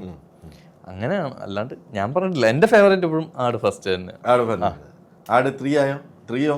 3 ഇറങ്ങി കഴിഞ്ഞാൽ ആട് 1 ആണോ ആട് 3 ആണോ? 3 ആയിരിക്കും. ഉണ്ണി എന്തോ അങ്ങനെ നമ്മുടെ മലയാളത്തിലെ ഏറ്റവും ലെജൻഡറി ആക്ടറിന്റെ മകനാണ്. എത്ര പേർക്ക് അത് ഇപ്പോഴും അറിയുന്നുണ്ടോ എന്ന് എനിക്ക് അറിഞ്ഞൂടാ. പക്ഷെ ഉണ്ണി പാവം പോലെ വരുന്നു. ഉണ്ണി ഷൂട്ടില്ലാത്ത സമയത്ത് പോലെ സെറ്റിൽ വരാറുണ്ട് അല്ലേ? ഞാൻ ഉണ്ണിയുടെ അടുത്ത് ഇടയ്ക്കിടയ്ക്ക് നീ എന്താ ഇല്ല ചുമ്മാ ഒന്ന് കാണാൻ എന്ന് പറഞ്ഞിട്ട് അത് അത്ര ഇഷ്ടപ്പെട്ടിട്ടാണോ അതോ? അതെ അതെ, അല്ലാതെ ലൊക്കേഷനിൽ വന്നൊക്കെ രസമാണ്. അവിടെ ഒരു കാര്യമില്ലാതെ സമയത്തും ഞാൻ വിളിച്ചു ചോദിക്കും എന്ത് ഇവൻ ഇന്ന് ചാർട്ടിലില്ല അവിടെ പാടില്ല നിന്നോട് പാലക്കാട് ജില്ലയെ കണ്ടുപോകരുത്. എന്നിട്ട് അങ്ങനെ പറഞ്ഞോ ഇത്? പിന്നെ ഇല്ല, ഞാൻ വിജയനോട് പറഞ്ഞായിരുന്നു, വിജയേട്ടാ എനിക്ക് ഷൂട്ടില്ലെങ്കിലും ഞാൻ ഇവിടെയൊക്കെ തന്നെ കാണും കേട്ടോ എന്ന് ഞാൻ നേരത്തെ പറഞ്ഞിട്ടുണ്ടായിരുന്നു. ഫസ്റ്റ് ദിവസം തന്നെ ഞാൻ പറഞ്ഞിട്ടുണ്ടായിരുന്നു. എനിക്കിഷ്ടമാണ് അങ്ങനെ വന്ന് നിൽക്കാൻ ഇഷ്ടമാണ്. ഇപ്രാവശ്യം എന്തെങ്കിലും മാറ്റി പിടിച്ചിട്ടുണ്ടോ ഓഡിയൻസിനോട് പറയാനായിട്ട്? അല്ല, തെലുങ്ക് തെലുങ്ക് കന്നഡയാ തെലുങ്കാ അതെങ്ങനെ? ഇല്ല, അത് വിനായകൻ ചേട്ടന്റെ കുറച്ച് സാധനങ്ങൾ, കുറച്ച് കന്നഡ ഡയലോഗ്സ്, കുറച്ച് വാക്കുകൾ മാത്രം. എനിക്ക് കുറച്ച് കന്നഡ അറിയാവുന്നോണ്ടിട്ട് അറിയാവുന്ന കാര്യങ്ങൾ പറഞ്ഞു കൊടുത്തിട്ടുണ്ട്. ഇടയ്ക്ക് ഏടിയായിരുന്നു നമ്മള് എല്ലാ എല്ലാത്തിലും. പിന്നെ പ്രേക്ഷകരോട് പറയാനായിട്ട് മാറ്റം എന്ന് പറയാനാണെങ്കിൽ എന്റെ ആ ബെൽ ബോട്ടം ഞാനൊന്ന് മാറ്റി പിടിച്ചിട്ടുണ്ട് ഇപ്രാവശ്യം. ഒരു സാധനം മാറ്റി വേറൊരു പരിഷ്കാരി ആക്കിയിട്ടുണ്ട്. അതേ മണ്ടത്തരങ്ങളൊക്കെ തന്നെ. എനിക്ക് ഒരുപാട് അനുഭവങ്ങളുണ്ട് സിനിമയിൽ. ഞാൻ ബുക്ക് എഴുതാനുള്ള ഒരു സാധനം ഉണ്ട്. ഇത് കഴിഞ്ഞിട്ട് ഇപ്പോഴും അനുഭവിച്ചുകൊണ്ടിരിക്കുകയാണ്. ഒരു കാര്യമില്ലാതെ യുദ്ധം വരുന്നത് ഇതൊക്കെ നമ്മൾ പ്രതീക്ഷിച്ചൊന്നുമല്ല അല്ലേ? അപ്പം ആ ഒരു ടെൻഷനിലാണ്. പക്ഷേ സൈജു എത്ര ദിവസം ഉണ്ടായിരുന്നു? 40-50 ദിവസത്തോളം ഉണ്ടായിരുന്നു. എന്താണ് സൈജുവിന് മറക്കാൻ പറ്റാത്ത ഒരു അനുഭവം? ഈ ഓരോ സിനിമയിലും ഓരോ അനുഭവങ്ങൾ ഉണ്ടാവും, പക്ഷെ ആടിൽ അങ്ങനെ ആയിരുന്നില്ല. മറക്കാൻ പറ്റാത്ത അനുഭവം എന്ന് വെച്ചാൽ മൊത്തം ഈ മഴ കൊണ്ടുണ്ടായ ആ ടെൻഷൻ നിങ്ങൾക്ക് ഉണ്ടായിരുന്നു? ടെൻഷൻ എന്ന് വെച്ചാൽ ഇപ്പം ഡേറ്റ് മാറിപ്പോകുന്നുണ്ട്. ഡേറ്റ് മാറിപ്പോകുന്നുണ്ട്. ഞാൻ പെട്ടെന്ന് ഞാൻ അനുഭവിച്ച ടെൻഷൻ സൈജു അനുഭവിച്ചു. അല്ല, അത് ഓട്ടോമാറ്റിക്കലി നിങ്ങൾ ലൊക്കേഷനിലുണ്ടല്ലോ. അതെ. അപ്പൊ അത് നിങ്ങളെ ബാധിക്കുന്നത് കാണുമ്പോൾ നാച്ചുറലി നമുക്ക് എല്ലാവർക്കും വിഷമമുണ്ടാവുമല്ലോ. അത് ഇപ്പം ആരുടെ കാശായാലും, നമ്മുടെ ആയിക്കോട്ടെ, നമ്മുടെ കൂടെയുള്ള ആൾക്കാരുടെ ആയിക്കോട്ടെ, അല്ലെങ്കിൽ പ്രൊഡ്യൂസറുടെ, നമ്മൾ കണ്ടുകൊണ്ടിരിക്കുകയാണല്ലോ ഇത് മഴ പെയ്തിട്ട് ഇത്രയും സമയം ഇങ്ങനെ പോയിക്കൊണ്ടിരിക്കുന്നത്. അതിൻ്റെ കൂടെ ഈ പറഞ്ഞ പോലെ ഈ കിരീടവും മറ്റേ കവചവും പിന്നെ അതിൻ്റെ എന്താണ് കിരീടത്തിനുള്ളിൽ മറ്റേ വിഗും ഇതൊക്കെ വെച്ചിട്ട് കിടക്കാനും പറ്റില്ല, ഇരിക്കാനും പറ്റില്ലാത്ത അവസ്ഥയാണ്. ഈ മഴ തുടങ്ങിക്കഴിഞ്ഞാൽ ഇത് എപ്പം നിൽക്കും, പിന്നെ ഇത് ഡ്രൈ ആവണം. ഞാൻ സ്റ്റെഫിയോട് ചോദിച്ചു, ഈ പഴയ രാജാക്കന്മാരൊക്കെ രാവിലെ എണ്ണീറ്റ് ഈ സാധനമൊക്കെ ഇട്ട് അല്ലേ ഇത്രയും അങ്ങനെയാണോ ഇറങ്ങി അല്ലേ? രാവിലെ എണ്ണീറ്റ് ഈ സാധനം പടച്ചട്ടൊക്കെ ഇട്ട് അതിന് തന്നെ ഒരു 2 മണിക്കൂർ വേണം. അത് പഴയ കാലത്ത് AC ഒന്നും ഇല്ലല്ലോ. അപ്പൊ അവർക്ക് ആകെ ഒരു ദിവസത്തിന് വളരെ കുറച്ച് സമയം കിട്ടാറുള്ളൂ. അപ്പം ഇത് ഊരാനും ഇടാനും ആയിരിക്കും ഏറ്റവും കൂടുതൽ സമയം എടുക്കുന്നത്. അതല്ല, ഫാൻ പറഞ്ഞ മൈപ്പിൽ വെച്ചിട്ട് ഇങ്ങനെ കാട്ടല്ലേ ഉള്ളൂ, ഫാനൊന്നും ഇല്ല. പക്ഷെ ഇവരിതൊക്കെ ഇട്ടോണ്ടാ നടക്കുന്നത്. ഇതിട്ടോണ്ട് യുദ്ധം ചെയ്യുന്ന ആലോചിച്ചു. അല്ല, ഈ സാധനം വെച്ചിട്ട് ഇതിന് നമുക്ക് തന്നിരിക്കണ കുറച്ചുകൂടെ ലൈറ്റ് വെയിറ്റ് ആണ്. ഇതിന്റെ ഒറിജിനൽ വെയിറ്റ് എന്തായിരിക്കും നമുക്ക് ഊഹിക്കാവുന്നതേ ഉള്ളൂ. ഈ വാളൊക്കെ എങ്ങനെ ഇവരത് ഹാൻഡിൽ ചെയ്തിരുന്നതാണ് ഭയങ്കര സംഭവം. ഇട്ടിട്ട് കുതിരപ്പുറത്ത് വന്നപ്പോ അത് എത്ര വാള് എത്ര കുന്തം. ഞാൻ ഇപ്പൊ ഓഫീസിൽ വരുന്നവർക്ക് പോകാൻ വേണ്ടി പറയുന്നേ പോകുമ്പോ 2 വാളെടുത്തോണ്ട് പോകണം. കാരണം അത്രമാത്രം വാളും കുന്തമായിരിക്കുന്നു. എല്ലാവർക്കും ഒരു മെമന്റോ ഒരു കുന്തം ഇരിക്കട്ടെ അങ്ങനെയൊക്കെ പറഞ്ഞിട്ടാ പോലെ. ശരി, കുതിര സവാരി ഒരു വലിയ ഇതായിരുന്നു. അതൊരു ക്രൈസിസ് തന്നെയായിരുന്നു, കൺസേൺ തന്നെയായിരുന്നു. എത്ര ദിവസം? 7 ദിവസം 8 ദിവസം പോയി നിന്നില്ലേ ബാംഗ്ലൂർ? ബാംഗ്ലൂർ പോയി നിന്നു. പക്ഷെ അതുകൊണ്ട് കോൺഫിഡൻസ് കുറച്ച് കൂടി കുതിരപ്പുറത്ത് ഇരിക്കാനുള്ള. പക്ഷെ അപ്പോഴും പഠിത്തം നടന്നില്ല. ഞാൻ വിളിച്ചു പറഞ്ഞില്ലേ ഇത് എന്നെ കൊണ്ട് പറ്റുമെന്ന് തോന്നില്ല എന്ന് അബു പറയുന്ന പോലെ നിങ്ങൾ വിളിച്ചു പറഞ്ഞില്ലേ. അത് കഴിഞ്ഞിട്ട് പിന്നെ എനിക്ക് ആക്ച്വലി നമ്മുടെ കുതിര മാസ്റ്റർ ഇല്ലേ, പുള്ളി May 15 നമ്മുടെ പടം തുടങ്ങി. 16-ാം തീയതി എനിക്ക് ഷൂട്ടിൽ 17th ഉള്ളൂ. 16th രാവിലെ ഞാനും ഹരിയും ഭഗത്തും കൂടെ പോയി ആ സമയത്ത് പഠിച്ചതാണ് വർക്കായത്. അപ്പൊ അവിടെയും ഇവരുടെ 2 പേരുടെയും കാര്യമായിരുന്നു കുറച്ച് ഇത്. നമ്മൾ ഈ നാരോ റോഡ്സിലല്ലേ ഈ കാട്ടിൽ ഷൂട്ട് ചെയ്യുന്നത്. അപ്പൊ ഇവർ അപ്പുറം ഇപ്പുറമാണ്. അപ്പൊ ഈ ബാക്കിയുള്ള മരങ്ങൾ ഇവരെ ഇടിക്കുമെന്നുള്ളൊരു, ഞാൻ കുറച്ചുകൂടെ സേഫാണ് ഈ നടുക്കായത് കാരണം. അപ്പോൾ അതിൻ്റെ ഉണ്ട്. അപ്പം അങ്ങനെ കുറച്ച് ടെൻഷൻ അനുഭവിച്ച ഷൂട്ടായിരുന്നു മൊത്തത്തിൽ ആടിൻ്റെ. അതെ, പിന്നെ മറ്റേ ഡാം തുറന്നപ്പോഴത്തേക്കും നമ്മുടെ മറ്റേ സീൻ എടുക്കാൻ വേണ്ടി പിന്നെ ഒരു വെള്ളം അത് പറ്റാൻ വേണ്ടിയിട്ട് നമ്മൾ വെയിറ്റ് ചെയ്യുന്നു. സൈജു, ഞാൻ ഒരു ക്രിയേറ്റീവ് ഫ്രീഡം തരാം. ആട് 3-ലെ ഒരു സീൻ എടുക്കുകയാണെങ്കിൽ ആ സീൻ വേണമെങ്കിൽ ഇവിടെ പറഞ്ഞോ. സൈജുവിന്റെ ഫേവറേറ്റ് സീൻ ഏതാണ്? എൻ്റെ ഫേവറേറ്റ് സീൻ മറ്റേ ലേലം വിളി. ലേലം വിളിയാണ്. അതെ, അതൊരു ഭയങ്കര സീനാണ്. അങ്ങനെ കുറെ സീൻസ് ഓഡിയൻസ് ആ ലേലം വിളി സീൻ വരുമ്പോൾ സൈജു ഗ്രൂപ്പിനെ ഒന്ന് ഓർത്തോളുക. സെക്കൻഡ് ഹാഫിന്റെ 10 മിനിറ്റിനുള്ളിൽ വരുന്ന ഒരു സീനാണ്. അതെ അല്ലേ? അതെ. പിന്നെ ഈ ലേലം വിളി സീനിന്റെ കണ്ടിന്യൂഷൻ ആയിട്ട് നിങ്ങളുടെ ഒരു പോർഷൻ ഉണ്ടല്ലോ, അതെ, മറ്റേ മോട്ടിവേഷനെ കുറിച്ച് നിങ്ങൾ ഡയലോഗ് അടിച്ച് അതല്ലേ അടിച്ചത്? അത് ഉഗ്രനാണത്. അതെ, താങ്ക് യു. എനിക്ക് നിങ്ങളുടെ കോമഡി, അതായത് ഈ സിനിമയിൽ എനിക്ക് പേഴ്സണലി ഒരു ജോഡി ഏറ്റവും നല്ല ഹൈലൈറ്റ് പെർഫോമൻസ് എന്ന് പറയുന്നത് സുദീപ് കുബയുടെയും ബിജുക്കുട്ടൻ്റെയും ക്യാരക്ടേഴ്സാണ്. നിങ്ങളത് കുറേ സാധനങ്ങൾ കയ്യിൽ നിന്നിട്ടുണ്ട്, കുറേ സാധനങ്ങൾ. ഞാൻ സ്ക്രിപ്റ്റ് പലവട്ടം വായിച്ചാണ്, അതൊന്നും ആ സ്ക്രിപ്റ്റിൽ ഉണ്ടായിരുന്നല്ല. നിങ്ങൾ ഞാൻ വീഡിയോ എടുക്കില്ല എന്ന് പറഞ്ഞ സാധനമൊക്കെ തട്ടിയിട്ടൊരു ചെറിയ സാധനം എന്താണ് നിങ്ങളുടെ ഒരു പ്രിപ്പറേഷൻ? എങ്ങനെയായിരുന്നു രണ്ടുപേരും കൂടെ? അല്ല, ഈ മിഥുൻ നമ്മളിപ്പോൾ കോൺട്രിബ്യൂട്ട് ചെയ്യാൻ പറയും നമ്മളോട്, ചേട്ടാ എന്തെങ്കിലും കൂടി പറയണമെന്ന് പറയും. പക്ഷെ നമ്മൾ പറഞ്ഞു കഴിയുമ്പോൾ മിഥുന്റെ എന്താ എനിക്ക് ഞങ്ങൾക്ക് തോന്നിയേക്കുന്നത്, മിഥുനോട് നമ്മളിങ്ങനെ ഒരു തമാശ പറഞ്ഞാൽ വർക്കാവില്ല, അഭിനയിച്ച അങ്ങനെയല്ല. പക്ഷെ നമ്മള് അതെ, നമ്മ പിന്നെ നമുക്കൊന്നും പറയാൻ പറ്റത്തില്ല, പേടിയാണ്. അപ്പൊ പിന്നെ നമ്മൾ മിണ്ടാതെ പോയി അഭിനയിക്കും. അപ്പൊ ഉള്ളില് ഒരു മറ്റേ ജെൻസി കയറിയിട്ടുണ്ട്. ആ ജെൻസി കയറിയിട്ട് മറ്റേ പഴയ കോമഡി ഒന്നും പുള്ളിക്ക് ഇപ്പൊ വർക്കാവണില്ല. പുള്ളിക്ക് ഒരു ജെൻസി ക്രൗഡിന്റെ ഒരു ബീറ്റ ഓഡിയൻസ് ഉണ്ട്. പുള്ളി എന്തെങ്കിലും വർക്കായി നമുക്ക് ഇഷ്ടപ്പെട്ടാൽ തന്നെ പുള്ളി പെട്ടെന്ന് ഫോൺ എടുത്തോണ്ട് അങ്ങോട്ട് പോകുന്നതാണ്. എന്നിട്ട് ഈ ജെൻസി ക്രൗഡിന്റെ അടുത്ത് ചർച്ച ചെയ്തിട്ടാണ് ജെൻസിക്ക് വർക്കായിട്ടില്ല, ജെൻസി തിരിച്ചില്ലെന്ന്. ജെൻസി തിരിച്ചില്ല. നമ്മുടെ സ്പോട്ട് എഡിറ്റർ നിതീഷ് ഇല്ലേ KTR, അപ്പൊ നിതീഷ് ഇടയ്ക്ക് ഒരു കൗണ്ടറൊക്കെ പറഞ്ഞു തരും. അപ്പൊ ഞാൻ പറയും, എടാ ഇത് ഉഗ്രനാ, നീ മിഥുൻ്റെ ഒക്കെ പറ, വേണോണ്ട ആട്ടും. അപ്പൊ നമ്മളത് മനഃപൂർവ്വം നമുക്കറിയാലോ, ഇപ്പം ഇതിനെ കുറിച്ച് അറിയാം. ചിലപ്പോൾ ഇത്തിരി ടെൻഷൻ ആണെങ്കിൽ ഒന്നും പറയാൻ പറ്റൂല, കാരണം അങ്ങനെയാണല്ലോ, അത് അത്ര വലിയ സിനിമയല്ലേ. അപ്പൊ നമ്മൾ പരമാവധി സംസാരിച്ച് ഗ്യാപ്പ് ഉണ്ടെങ്കിൽ ഇതിനൊന്ന് കാണിച്ചു വെച്ചിരിക്കും. അപ്പൊ ഇതിനും പെട്ടെന്ന് പിടിക്കാൻ പറ്റില്ല, ഡയലോഗ് ശബ്ദം വന്നില്ലല്ലോ. അതാ ഇപ്പൊ ചേട്ടൻ പറഞ്ഞത് അതാ.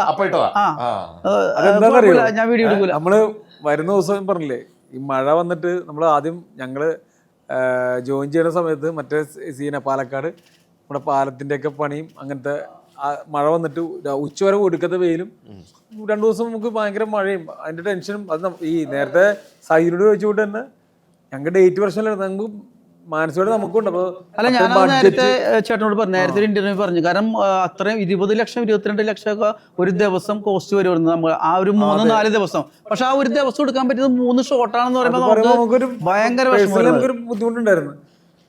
പക്ഷെ ഞങ്ങൾ ആദ്യ ദിവസം ഇതുപോലെ നമ്മള് മറ്റേ ഇത് കൊണ്ട് കൊടുക്കാൻ നേരത്തിട്ട് ഞങ്ങൾ പറഞ്ഞു, നമ്മളെ ചേട്ടൻ പറഞ്ഞു, അത് അല്ലാണ്ടോ പറഞ്ഞു, ഇത് വർക്കാവില്ല. അത് ഞങ്ങള് സൈഡിൽ നിന്നിട്ട് അതൊക്കെ പറയുമ്പോൾ ഞങ്ങള് കത്തിയെടുക്കാൻ പറഞ്ഞു 5 ചെയ്യണ്ടാ, അത് ഓവറാണ് അതൊക്കെ പറഞ്ഞിട്ട് മനസ്സിലായി. പിന്നെ പുള്ളി അത് അല്ല, ആ സമയത്ത് 22 ലക്ഷം രൂപ മുടക്കണ ഒരു ദിവസം സിനിമയിൽ നീ കൂറ തമാശക്കാൻ പുള്ളി ബഡ്ജറ്റ്. അപ്പൊ മിഥുൻ അങ്ങനെയാണ്. മിഥുനോട് നമ്മളൊരു കാര്യം ഇങ്ങനെ പറഞ്ഞോണ്ട് വർക്കാവില്ല. അപ്പൊ നമ്മൾ പക്ഷെ ആക്ഷനിൽ പറഞ്ഞു ഓക്കെ, നമ്മൾ എന്തെങ്കിലും ആക്ടിവിറ്റി ചെയ്തുകൊണ്ട് അത് ചെയ്ത് കഴിഞ്ഞാൽ ഓക്കെ. അല്ല, നമുക്ക് ഇതിനകത്ത് ഏറ്റവും വലിയ എന്താണ് ഒരു സ്നേഹവും ഒക്കെ ഉള്ളത് മിഥുനോട് അങ്ങനെയാണ്. കാരണം നമുക്ക് കോൺട്രിബ്യൂട്ട് നമുക്ക് സീനിലും ചെയ്യാൻ പറ്റും, നല്ലതാണെങ്കിൽ അവിടെ എടുക്കും, ഡബിങ്ങിലും എടുക്കും, എല്ലാം നല്ലതായിട്ട് അരിച്ച് ഇങ്ങനെ പെറുക്കിയിട്ട് അവസാനം പറഞ്ഞ സ്വർണ്ണങ്ങളെ എടുക്കുകയുള്ളൂ പുള്ളി. അപ്പോൾ അതുകൊണ്ട് നമ്മളൊരു 100 എണ്ണം പറയുമ്പോൾ ചിലപ്പോൾ 2 എണ്ണം എടുക്കുകയുള്ളൂ. അത് നമ്മുടെ പടത്തിന് ഗുണം ചെയ്യുന്നത്. ഇന്ദ്രൻ ചേട്ടാ, മണിയാശനെ കണ്ടപ്പം മണിയാശൻ ഇന്ദ്രൻ ചേട്ടനെ ഏതൊരു പരിപാടിക്ക് വെച്ചിട്ട് നമ്മൾ സംസാരിച്ചിരുന്നു, വേറൊരു അടുത്ത് പറഞ്ഞിരുന്നു.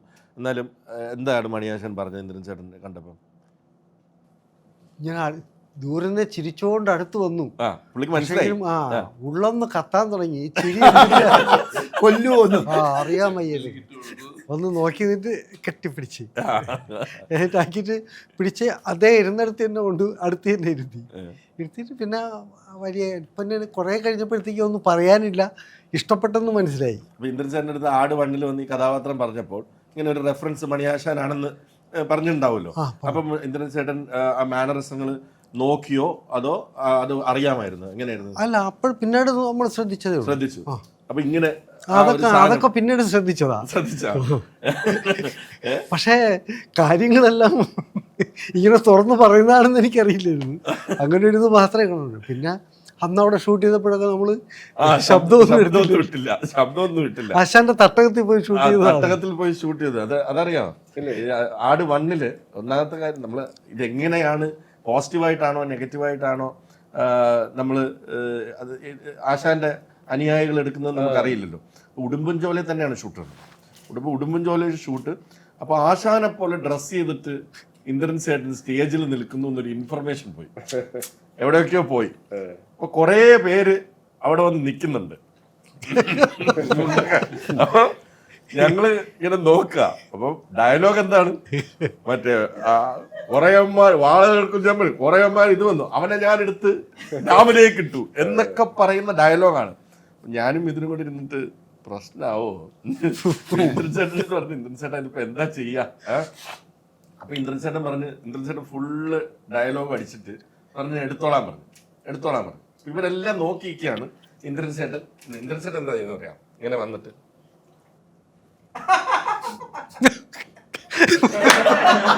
ഇത്രേ ഉള്ളൂ. ആർക്കും ഒന്നും മനസ്സിലായില്ല. എന്താ അപ്പൊ അവര് നോക്കുന്നത് ഇങ്ങനെ ഒന്നും പറയുന്നില്ല, നമുക്കും ഒന്നും മനസ്സിലായില്ല. ഡബിൾ വന്നപ്പം ഇന്ദ്രൻചേട്ടൻ അത് കൃത്യമായിട്ട് അത് ഇട്ടു. ഇന്ദ്രൻചേട്ടൻ എന്തൊക്കെയോ കാണിച്ചിട്ട് അങ്ങ് പോയി. സീൻ കഴിഞ്ഞു, പാക്കപ്പ് എന്ന് പറഞ്ഞു, നമ്മൾ പോയി. അത് കഴിഞ്ഞിട്ടാണ് ഡബിങ്ങിലാണ് അത് മൊത്തം ഇട്ടത്. പക്ഷെ അതിന് ഭയങ്കര കയ്യടിയായിരുന്നു. പിന്നെ അത് ഇഷ്ടപ്പെട്ട പേടി മാറി അല്ലേ? ഇല്ലെങ്കിൽ ഇടി കിട്ടുമെന്നുള്ള പേടി ഉണ്ടായിരുന്നു. ഇല്ല, ആശാൻ അത് ശരിക്കും ആ ആള് മണിയാശാൻ ഇത് കാര്യങ്ങൾ തുറന്നു പറയുന്ന ഒരു വ്യക്തി ആയതുകൊണ്ട് നമ്മൾ വിചാരിക്കുന്ന പോലെ നെഗറ്റീവായിട്ടല്ല, അത് ഇഷ്ടമായതേ ഉള്ളൂ അവർക്ക്. അദ്ദേഹം പറയുന്ന പോലുള്ള കാര്യങ്ങൾ തുറന്നു പറയുകയാണ്, ഒന്നും ഒളി മറയൊന്നുമില്ല, ഇച്ചിരി കൂടെ കൂട്ടി പറയും. കുറെ പടത്തിൽ അഭിനയിച്ചു. എത്രയും കുറെ പടമായി മെനയാവുന്നില്ലല്ലോ. അടറങ്ങട്ടെ അല്ലേ? അല്ല, ഇതിലൂടെങ്കിലും രക്ഷപ്പെടുവോ? അങ്ങനെയല്ലോ. ഈ സീൻ ഒരിക്കലും കട്ട് ചെയ്യാൻ പറ്റില്ല. നിങ്ങൾ എത്ര ഇതിന്റെ ഇവരുടെ എല്ലാവരും സീൻ ഈ സീൻ കട്ട് ചെയ്യാൻ പറ്റില്ല. കാരണം എന്തിലൂടെയാണ് അങ്ങനെ എടുത്തിട്ടുമില്ല. അതുകൊണ്ട് ഹൈദരാലി എന്ന ആക്ടർ ശ്രദ്ധിച്ചു. ഞാൻ എന്റെ അടുത്ത് പലവട്ടം ഹൈദരാലി വിളിച്ചിട്ട് പറഞ്ഞു, കട്ട് ചെയ്യുന്ന സീനൊന്നും എനിക്ക് തരരുത് കേട്ടോ. അങ്ങനെ ഞാൻ വിചാരിച്ചു, ഇത് കട്ട് ചെയ്താൽ നമ്മൾ ജീവിച്ചിരിക്കണ്ടേ. ഞാൻ ആ സീൻ കൊടുത്തുകൊണ്ട് പറഞ്ഞു, ഇത് കട്ടാവില്ല, അത് ഉറപ്പാണ്. അങ്ങനെ ശരി. ഹൈദരാലി എന്ന ആക്ടർ അല്ലേ, എന്ത് തരം ക്യാരക്ടർ, ഞാൻ സീരിയസ് ആയിട്ട് ഒരു ചോദ്യം ചോദിക്കുമ്പോൾ എന്ത് തരം ക്യാരക്ടേഴ്സ് ചെയ്യാനാണ് ഹൈദരാലി എന്ന ആക്ടർ? ഞാൻ അറക്കല്ല ബൂന്റെ ക്യാരക്ടർ ചെയ്യണമെന്ന് ആഗ്രഹമുണ്ട്. അതുപോലത്തെ ക്യാരക്ടർ ചെയ്യണമെന്ന് ആഗ്രഹമുണ്ട്. ഞാൻ പെട്ടെന്ന് ചിന്തിച്ചു, ഹൈദരാലി അറക്കല പോയിട്ട് വരുന്നുണ്ട്. അതെ, എന്താണ് കുഴപ്പം? ഓഡിയൻസ് ഒന്ന് ഇമാജിൻ ചെയ്തിട്ട് ഇതിന്റെ കമന്റ് ഇതിന്റെ താഴെ ഒന്ന് പോസ്റ്റ് ചെയ്താൽ വളരെ നന്നായിരിക്കും. ഹൈദരാലി ആസ് അറക്കൽ അബു ഇഷ്ടം പോലെ കിട്ടും. അല്ല, നമുക്ക് നന്നായിരിക്കും. ഈ ഇന്റർവ്യൂവിൽ ഏറ്റവും കമന്റ്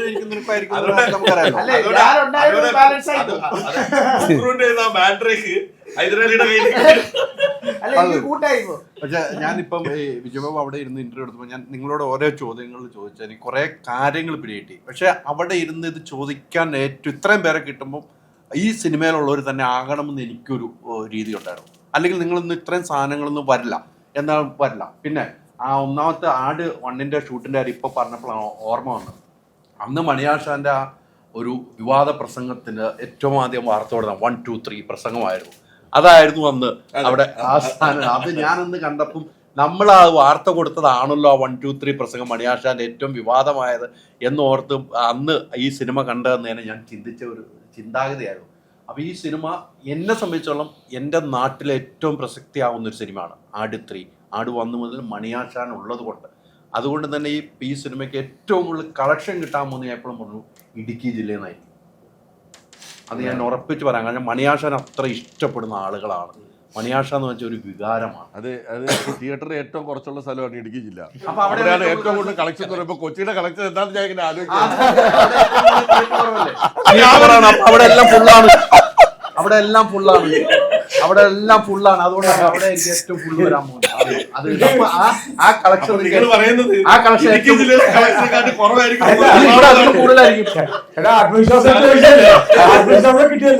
കിട്ടില്ലേ? എല്ലാവരും കിട്ടില്ലേ? ചോദിക്കണ്ടായിരുന്നു പുല്ല്. അറക്കൽ അബുവിന്റെ അടുത്ത് ഒറ്റ ചോദ്യം. നിങ്ങൾ ഇവിടെ ഇരുന്ന് കുറെ കാര്യങ്ങൾ, അറക്കൽ അബുവിന് ഏറ്റവും ഇഷ്ടപ്പെട്ട സീൻ എന്തായിരുന്നു? അല്ല, അറക്കൽ അബുവിന്റെ അടുത്ത് നിങ്ങൾ ചോദിച്ച അതേ ചോദ്യം തിരിച്ചു ചോദിക്കാതെ ഷമീറിന് എന്തായിരിക്കും ഏറ്റവും? അല്ല, എനിക്ക് അറക്കൽ അബുവിന് ചോദിച്ചാൽ തിരിച്ചു ചോദിച്ചാൽ ഞാൻ ഇന്ദ്രൻ ചേട്ടനുമായിട്ട് ഒരു ടേബിളിന്റെ അടിയിലിരുന്ന് സംസാരിക്കുന്ന ഒരു സീൻ. അത് ഞങ്ങൾ ആക്ച്വലി അങ്ങനെ സ്ക്രിപ്റ്റ് ഒന്നും ഉണ്ടായിരുന്നില്ല. ഞങ്ങള് പഴയ ആളുകളുടെ 2-ൽ നിന്ന് ഒരു കണ്ടിന്യൂഷൻ പോലെ ഞങ്ങള് 2 മിനിറ്റ് സംസാരിക്കായിരുന്നു. അതെന്റെ ഫേവറേറ്റ് സീനാണ്. പലർക്ക് അതിപ്പോ എഡിറ്റബിളിൽ ചിലപ്പോൾ അത് ഒന്ന് മാറ്റി ചെയ്യണമെന്നൊക്കെ ചോദിച്ചു. ഞാൻ പറഞ്ഞു വേണ്ട, അതെനിക്ക് ഓക്കെയാണ് എന്ന് പറഞ്ഞിട്ട് അത് ഇട്ടിട്ടുണ്ട്. അത് എന്റെ ഫേവറേറ്റ് സീനാണ്. അതല്ലേ ഷൈജന, നിങ്ങൾ ഓരോ ചോദ്യങ്ങൾ ചോദിക്കും എന്നോട്. നമ്മളെല്ലാരും ചോദിച്ചു. പടം സക്സസ് എന്ന് വിചാരിക്കുക. 90 നമുക്കറിയാം എന്താണ് ഇതിൻ്റെ ഫ്യൂച്ചർ എന്ന്. അങ്ങനെയാണെങ്കിൽ ആട് 4 അല്ലെങ്കിൽ 1 ലാസ്റ്റ് റൈഡിൻ്റെ സെക്കൻഡ് പാർട്ട് അത് എന്നത്തേക്കായിരിക്കും, ഏത് വർഷമായിരിക്കും പ്ലാൻ?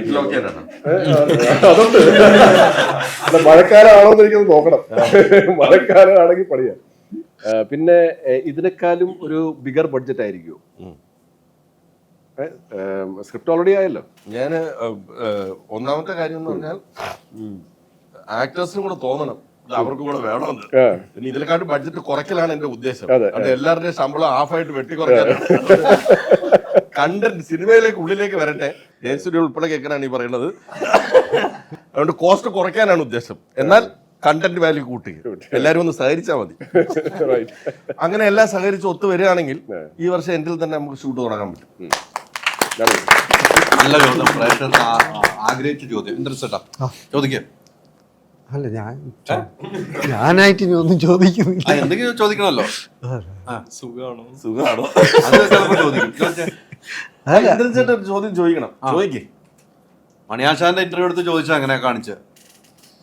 ആട് 1 ഇറങ്ങുമ്പോഴത്തേക്കും സാറിന് പിന്നെ അത് വലിയ വിഷമായ രണ്ടാമത്തേതിന് ഒരു വേണോ എന്നൊരു തോന്നലുണ്ട്. ഒരു പ്രൊഡ്യൂസർ എന്ന നിലയ്ക്ക് ഇറങ്ങുമ്പോൾ ആട് 2-നെ കുറിച്ച് നമ്മൾ ചിന്തിച്ചിട്ട് പോലും ഇല്ല. അല്ല, പിന്നീട് പ്ലാൻ എഴുതുമ്പോൾ പോലും ആട് 2 എന്ന് പറഞ്ഞൊരു ഉണ്ടാവുമെന്ന് എഴുതിട്ട് അത് ആ പടം ബോക്സ് ഓഫീസ് പരാജയപ്പെട്ടപ്പോൾ പോലും നമുക്ക് ആട് 2 ഉണ്ടാവുമെന്ന് നമുക്ക് ഉണ്ടായിരുന്നു. അത് ജനങ്ങളായിട്ട് നമ്മളെ കൊണ്ട് ഉണ്ടാക്കിച്ചതാണ്.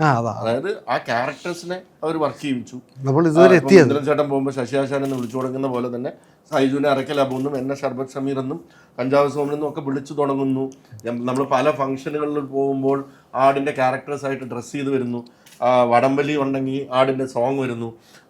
നമ്മൾ ട്രോൾസ്, ഫുക്രൂനെ പോലുള്ളവരെല്ലാം ട്രോൾസ് അത് ഇതെല്ലാം സോഷ്യൽ മീഡിയയിൽ വന്നു തുടങ്ങുന്നു. അങ്ങനെയാണ് ഇതൊരു ഫ്രാഞ്ചൈസിയിലാവുന്നത്. ആട് 2 ഇറങ്ങുമ്പോൾ ആട് 3 വേണം എന്നൊരു ആഗ്രഹം ഉണ്ടായിരുന്നു. പക്ഷെ അത് ഈ ലെവലിലാവുമെന്ന് ഒരിക്കലും നമ്മൾ സ്വപ്നത്തിൽ പോലും വിചാരിച്ചില്ല. കാരണം അന്ന് ആട് 2 ആട് 1-ൽ നിന്ന് എടുക്കുമ്പോൾ തന്നെ അന്ന് ആട് 1-നെക്കാട്ടിലും 4 times ബഡ്ജറ്റ് ഉണ്ട്.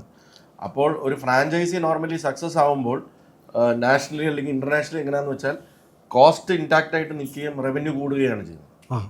ഇത് ആടെപ്പോഴും ഇപ്പം പരാജയപ്പെട്ട സിനിമയ്ക്ക് 2ാം ഭാഗം ഉണ്ടാക്കി എന്ന് പറഞ്ഞാൽ ആടെപ്പോഴും ഡിഫറെൻ്റ് ആണല്ലോ. അതുകൊണ്ട് ആട് അതും മാറ്റി കുറിച്ചിരിക്കുകയാണ്. അതായത് കോസ്റ്റ് 5 ഇരട്ടി ആവുകയും റവന്യൂ അങ്ങനെ ആവും എന്ന് മോഹന വാഗ്ദാനം ഡയറക്ടർ തരികയും ചെയ്തിട്ടുണ്ട്. നോക്കാം. വെച്ചുകൂട്ടാ. അല്ല, അല്ല, ഈ മലയാള സിനിമയിൽ എനിക്ക് പൈസയൊക്കെ നമുക്ക് കറക്റ്റ് അല്ല, പൈസയൊക്കെ ക്ലിയർ ആയിട്ടൊക്കെ തന്നിരുന്നു, എല്ലാവരും കൊടുത്തിട്ടുണ്ട്. അല്ല, എനിക്ക് ചോദിക്കാനുള്ളത്, ഇത് മലയാള സിനിമയിലെ ഒരു ബ്രഹ്മാണ്ഡ ചിത്രമാണ് അല്ലെ? ഇതിന് വലിയൊരു ചിത്രം ഇപ്പൊ നേരത്തെ എനിക്ക് തോന്നുന്നത് ഫുൾ കോമഡി ആയിട്ടുള്ളൊരു ബ്രഹ്മാണ്ഡ ചിത്രമാണത്.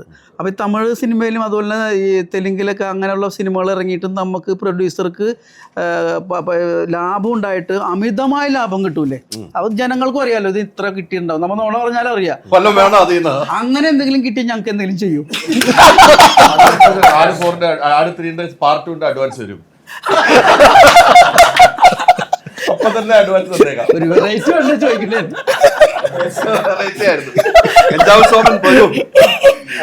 ഈ നമ്മുടെ 2017 ആണ് 2 ഇറങ്ങിയത്. അപ്പം അന്നത്തെ ഒരു സാഹചര്യവും ഈ സിനിമയുടെ ഇപ്പം അല്ലെ കാണുന്ന വ്യൂവേഴ്സ് ഒക്കെ മാറിയല്ലോ ഇല്ലേ? 2019 ഇപ്പൊ ഇത് OTT അതർ ലാംഗ്വേജ് ഡബിങ്ങോ അങ്ങനെ ഡബ് ചെയ്തായത് എത്രത്തോളം എങ്ങനെയാണെന്ന് എനിക്കറിയില്ല. കാര്യം നമ്മുടെ മലയാളികളെല്ലാം ഫസ്റ്റും സെക്കൻഡും കണ്ടുകൊണ്ട്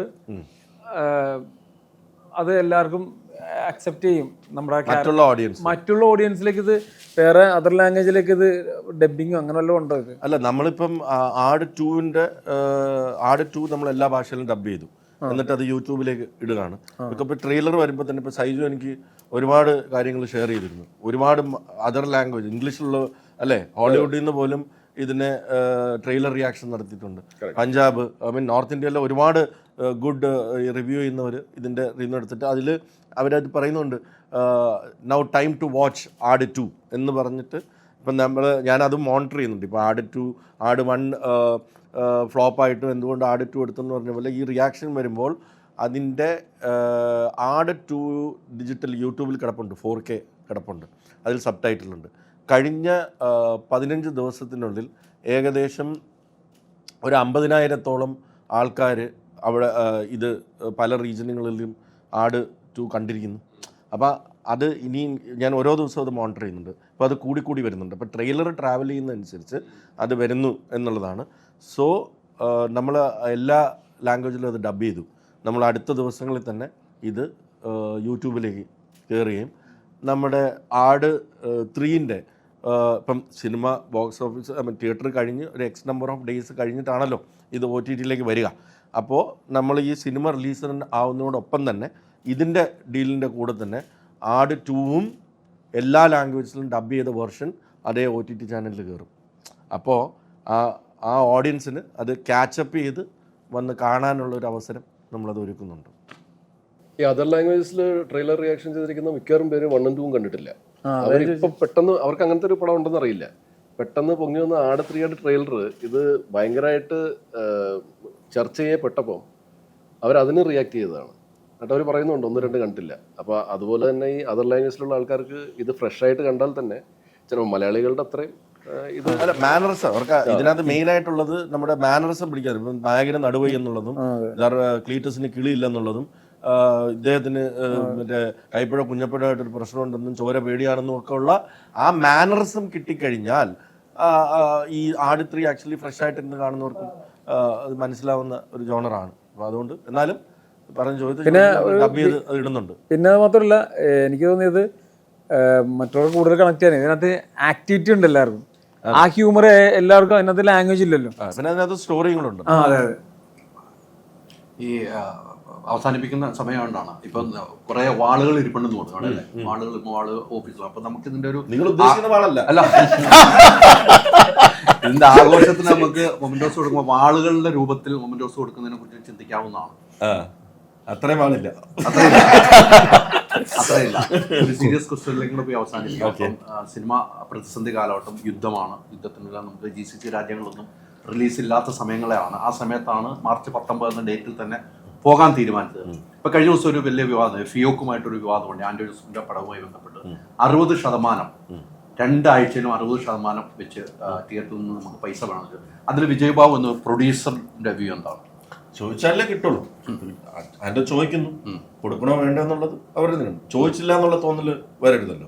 അതുകൊണ്ട് ആൻഡ്രോ ചോദിച്ചു. ആൻഡ്രോയ്ക്ക് വളരെ കോസ്റ്റ് ഉള്ള പടമാണെന്നുള്ളത് നമുക്ക് എല്ലാവർക്കും അറിയാം. ഇതെങ്ങനെ റിക്കവർ ചെയ്യും അതിൻ്റെ ഒരു ആദ്യം കൊണ്ട് ചോദിച്ചതാണ്. ഞാനും ചോദിക്കാം, മനസ്സിലായി. അപ്പോൾ പക്ഷേ അത് ചർച്ച ചെയ്ത് തീരുമാനിക്കേണ്ട കാര്യമാണ്. അവർ തീരുമാനിച്ചോട്ടെ. അത് നമുക്ക് കോസ്റ്റ് കയറുമ്പോൾ നമുക്കിപ്പോൾ ഇപ്പോഴത്തെ ലോകത്തിൽ നടക്കുന്ന കാര്യങ്ങളൊക്കെ നമുക്ക് പല റീജിയനിലും നമ്മൾ എക്സ്പെക്ട് ചെയ്ത റവന്യൂ വരുമോ എന്നുള്ള സംശയമുണ്ട്. ഇപ്പോഴും നമ്മൾ ഈ ഇൻ്റർവ്യൂവിൽ ഇരിക്കുമ്പോഴും ഞാനിപ്പോൾ ഒരു ഇൻ്റർവ്യൂ കഴിഞ്ഞിട്ട് വെളിയിൽ പോയിട്ട് മിഡിൽ ഈസ്റ്റ് ക്രൈസിസ് എന്ന് പറഞ്ഞ് യൂട്യൂബിൽ നോക്കുകയാണ്. ഇപ്പോഴും രാവിലെ നോക്കുമ്പോൾ ദുബായ് എയർപോർട്ട് വീണ്ടും അടച്ചു, അവിടെ എന്തോ ഒരു ഷെല്ല് വീണിട്ടുണ്ട് എന്നുള്ളതാണ്. അപ്പം അതിൻ്റെ പ്രശ്നങ്ങൾ വരുമ്പോൾ നമുക്ക് ഈ പൈസ റിക്കവർ ചെയ്യണമെങ്കിൽ ഇവിടുത്തെ എന്തെങ്കിലും ഒരു മാറ്റം വന്നാൽ മാത്രമേ ആ പൈസ റിക്കവർ ചെയ്യാൻ പറ്റും. ഇപ്പം അടുത്ത കുറച്ച് നാളത്തേക്ക് മിഡിൽ ഈസ്റ്റിൽ നിന്നും എക്സ്പെക്ട് ചെയ്യുന്ന ഒരു റവന്യൂ വരണമെന്നില്ല. So definitely we have to do something. അല്ലെങ്കിൽ സിനിമ മാറ്റി വയ്ക്കുക എന്നുള്ളൊരു ഓപ്ഷൻ മാത്രമേ ഉള്ളൂ. ഇപ്പം നമ്മൾ ഈ ഇൻ്റർവ്യൂവിൽ ഇരിക്കുമ്പോഴും എന്നോട് ഇപ്പോൾ ചോദിക്കുകയാണ്, എതിരാളി ചോദിക്കുകയാണ്, അപ്പോൾ 19-ാം തീയതി കാണാമെന്ന് പറഞ്ഞാൽ I'm not sure about it, still not sure about it. Because middle east ഇല്ലാതെ ഇത് ഇറക്കാൻ പറ്റില്ല. പക്ഷേ കുറച്ച് കോംപ്രമൈസ് ചെയ്യാം, ചില റീജിയൻസിൽ നമുക്ക് വേണമെങ്കിൽ ഇറക്കാതിരിക്കാം. പക്ഷേ ഓവറോൾ മിഡിൽ ഈസ്റ്റിൽ സിനിമ ഇറങ്ങില്ല എന്ന് പറഞ്ഞു കഴിഞ്ഞാൽ അത് ചിലപ്പം അല്ല, മിഡിൽ ഈസ്റ്റിൽ മാത്രം അല്ലല്ലോ വെറുതെ ഇപ്പം US ഇറക്കാം. അല്ല, middle east is a big market. Middle east നമുക്ക് ഈ സിനിമയെ സംബന്ധിച്ചിടത്തോളം, അല്ലെങ്കിൽ ആട് പോലൊരു സിനിമയെ സംബന്ധിച്ചിടത്തോളം, അല്ലെങ്കിൽ ദൃശ്യം പോലെ പേട്രിയോട്ട് പോലൊരു സിനിമയെ സംബന്ധിച്ചിടത്തോളം കേരള മാർക്കറ്റ് പോലെ തന്നെ ഈക്വലി ബിഗ് ആയിട്ടുള്ളൊരു മാർക്കറ്റാണ്. സോ അതുകൊണ്ട് ഇപ്പോഴും നമ്മളെല്ലാം ഞാൻ ഇരിക്കുമ്പോൾ എനിക്കിപ്പോഴും ഷുവറല്ല, ഇന്നോ നാളെയോ മറ്റന്നാളോ മോണിറ്റർ ചെയ്തിട്ട് ഇനി ഈ ക്രൈസിസ് വേഴ്സൺ ചെയ്യുകയാണെങ്കിൽ ഈ പടമൊന്നല്ല, അടുത്ത കുറച്ച് നാളത്തേക്ക് ഒരു പടം ഇറങ്ങാൻ പോണില്ല. It's A serious issue. ആ ഒരു ടെൻഷൻ ആ ടെൻഷനുണ്ട്, ആ ടെൻഷനും ഉണ്ട്. ഞാൻ വിചാരിച്ചു ഷൂട്ട് കഴിഞ്ഞ് എഡിറ്റ് കഴിഞ്ഞ് സെൻസറിന് പോകുമ്പോഴത്തേക്ക് ടെൻഷൻ തീരുമല്ലോ എന്ന് വിചാരിച്ചിരിക്കുന്ന സമയത്താണ് ഏറ്റവും വലിയ ടെൻഷൻ വന്നിരിക്കുന്നത്. അപ്പോൾ ആ ടെൻഷനിലൂടെ തന്നെയാണ് പോയിരിക്കുന്നത്. നമുക്കെല്ലാം will pray that hope everything clears out and movie releases. അങ്ങനെയാണെങ്കിൽ 19-ാം തീയതി കാണാം. അങ്ങനെയാണെങ്കിൽ 19-ാം തീയതി കാണാമെന്നുള്ളതാണ്. അപ്പോൾ നെൽസൺ ജി, ഒരു മനോഹരമായ ഒരു പാട്ട് കൂടി നമുക്ക് അവസാനിപ്പിക്കാം.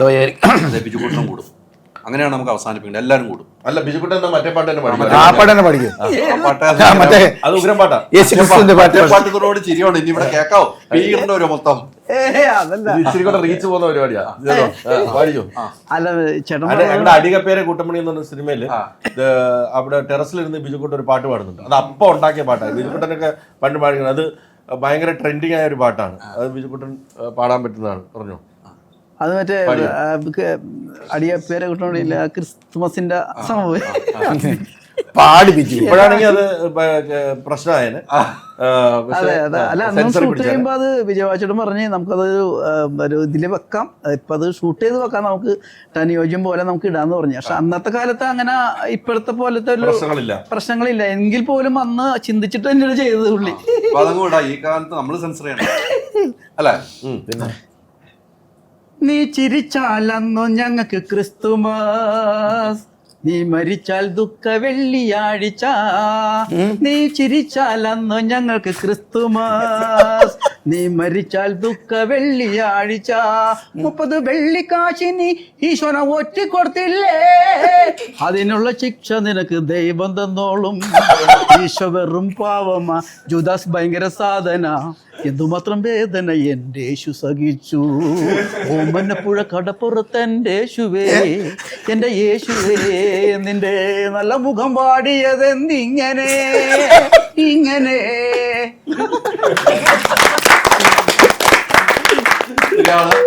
മനോഹരമായി. ഈ സമയത്ത് വൈൻഡപ്പിൽ മനോഹരമായി. പക്ഷേ ഇതിലെല്ലാം നിങ്ങളെയൊക്കെ കവർ ചെയ്യുന്ന നിലയിലേക്കാണ് നമ്മുടെ ആശാൻ ഇറങ്ങിയേക്കണ. ക്യാമ്പസുകളിലെ കൈകളിലെ യുവമിഥുനങ്ങളെ കയ്യിലെടുത്തുകൊണ്ട് ഡാൻസുമായിട്ടാണ് ആശാൻ ഒരു തെറ്റ് വന്ന് അങ്ങ് പിടിക്കല്ലേ. ഞാൻ അവിടെ തന്നെ നിൽക്കുവല്ലേ. ഇപ്പൊ നിലവില് സീൻ വെട്ടിയിട്ടില്ല. ക്യാമ്പസുകളിൽ ഏറ്റവും വലിയ ഡാൻസ് ചെയ്ത് ഇപ്പൊ വൈറലായിരിക്കുന്ന ആളാണ്. നിങ്ങൾ കണ്ടിട്ടുണ്ടോ എന്ന് വരത്തില്ല. ഇതിന്റെ എഡിറ്റ് ഹൈദരാബാദിന്റെ കയ്യിലായോണ്ടേ ഇതെല്ലാം വരും. പക്ഷെ ഏറ്റവും വലിയ മനോഹര ഡാൻസ്. പക്ഷെ നമ്മുടെ ഇതിന്റെ ആഘോഷത്തിന്, ഇതിന്റെ ആഘോഷം 25, 30, 50 ആഘോഷം ഞാൻ കളിക്കും. ഏറ്റവും വലിയ അല്ലെ. ഇപ്പൊ കളിക്കലെന്ന് പറയാൻ വേണ്ടിയായിരുന്നു, കളിപ്പിക്കുന്നില്ല ഇപ്പോഴും. പക്ഷെ ഈ സിനിമ മനോഹരമാണ്.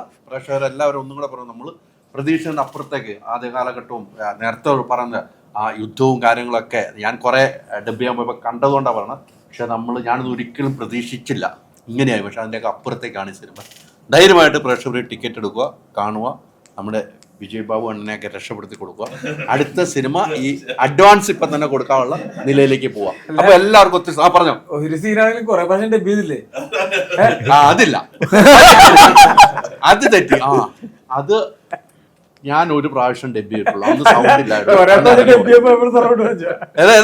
കൊറേ പ്രാവശ്യം ഡബ് ചെയ്യുമ്പോ ഞാൻ കണ്ടെന്നോട് വെച്ചാ ഞാൻ സിനിമ കണ്ടുകൊണ്ടിരിക്കുക അവിടെ. ഞാൻ സിനിമ കണ്ടുകൊണ്ടിരിക്കുക. പക്ഷെ ഒരു കാര്യം ചോദിച്ചാണ്, എനിക്ക് കിട്ടിയ സീൻ രസമുള്ള സീനായിരുന്നു. ഈ ഇദ്ദേഹമായിട്ട് എൻ്റെ മാധ്യമ പ്രവർത്തനം തന്നെയാണ് എനിക്ക് എളുപ്പമുണ്ടായിരുന്നു. പക്ഷെ അതിനകത്ത് ഇത് 2 സാധനങ്ങൾ നേരത്തെ പറഞ്ഞ പോലെ ഇതിൻ്റെ അടുത്ത് പറഞ്ഞാൽ അത് ഇഷ്ടമാണെങ്കിൽ ഏറ്റെടുത്തു. ഞങ്ങൾ ഇരുന്ന് 2 ഡയലോഗോടെ ചേർക്കാൻ ഒരു അനുമതി ചോദിച്ചു, ഞങ്ങൾക്ക് തരുകയും ചെയ്തു. ഇല്ലേ? അങ്ങനെയാണ്. അപ്പോൾ എല്ലാവർക്കും അതിൻ്റെ അനുമതിയുണ്ട്. പക്ഷേ സിനിമ സൂപ്പർ ഹിറ്റാണ്. മറന്നുകൊണ്ട് എല്ലാവരും മാർച്ച് 19 എന്ന നിലയിലേക്ക് യുദ്ധമൊക്കെ ഇല്ലാതെ മാറി, പെട്ടെന്ന് മാറി എല്ലാ സ്ഥലത്തും റിലീസ് ചെയ്യാനുള്ള ഒരു ഭാഗ്യമുണ്ടാകട്ടെ സിനിമയ്ക്ക്. ഒത്തിരി സന്തോഷം. വിശപ്പിൻ്റെ വിളി കേൾക്കുന്നു. എനിക്ക് നോമ്പായിട്ട് നിങ്ങൾ പിടിച്ചിരുന്നെങ്കിൽ എനിക്കൊരു മടിയില്ല. അപ്പം താങ്ക് യു.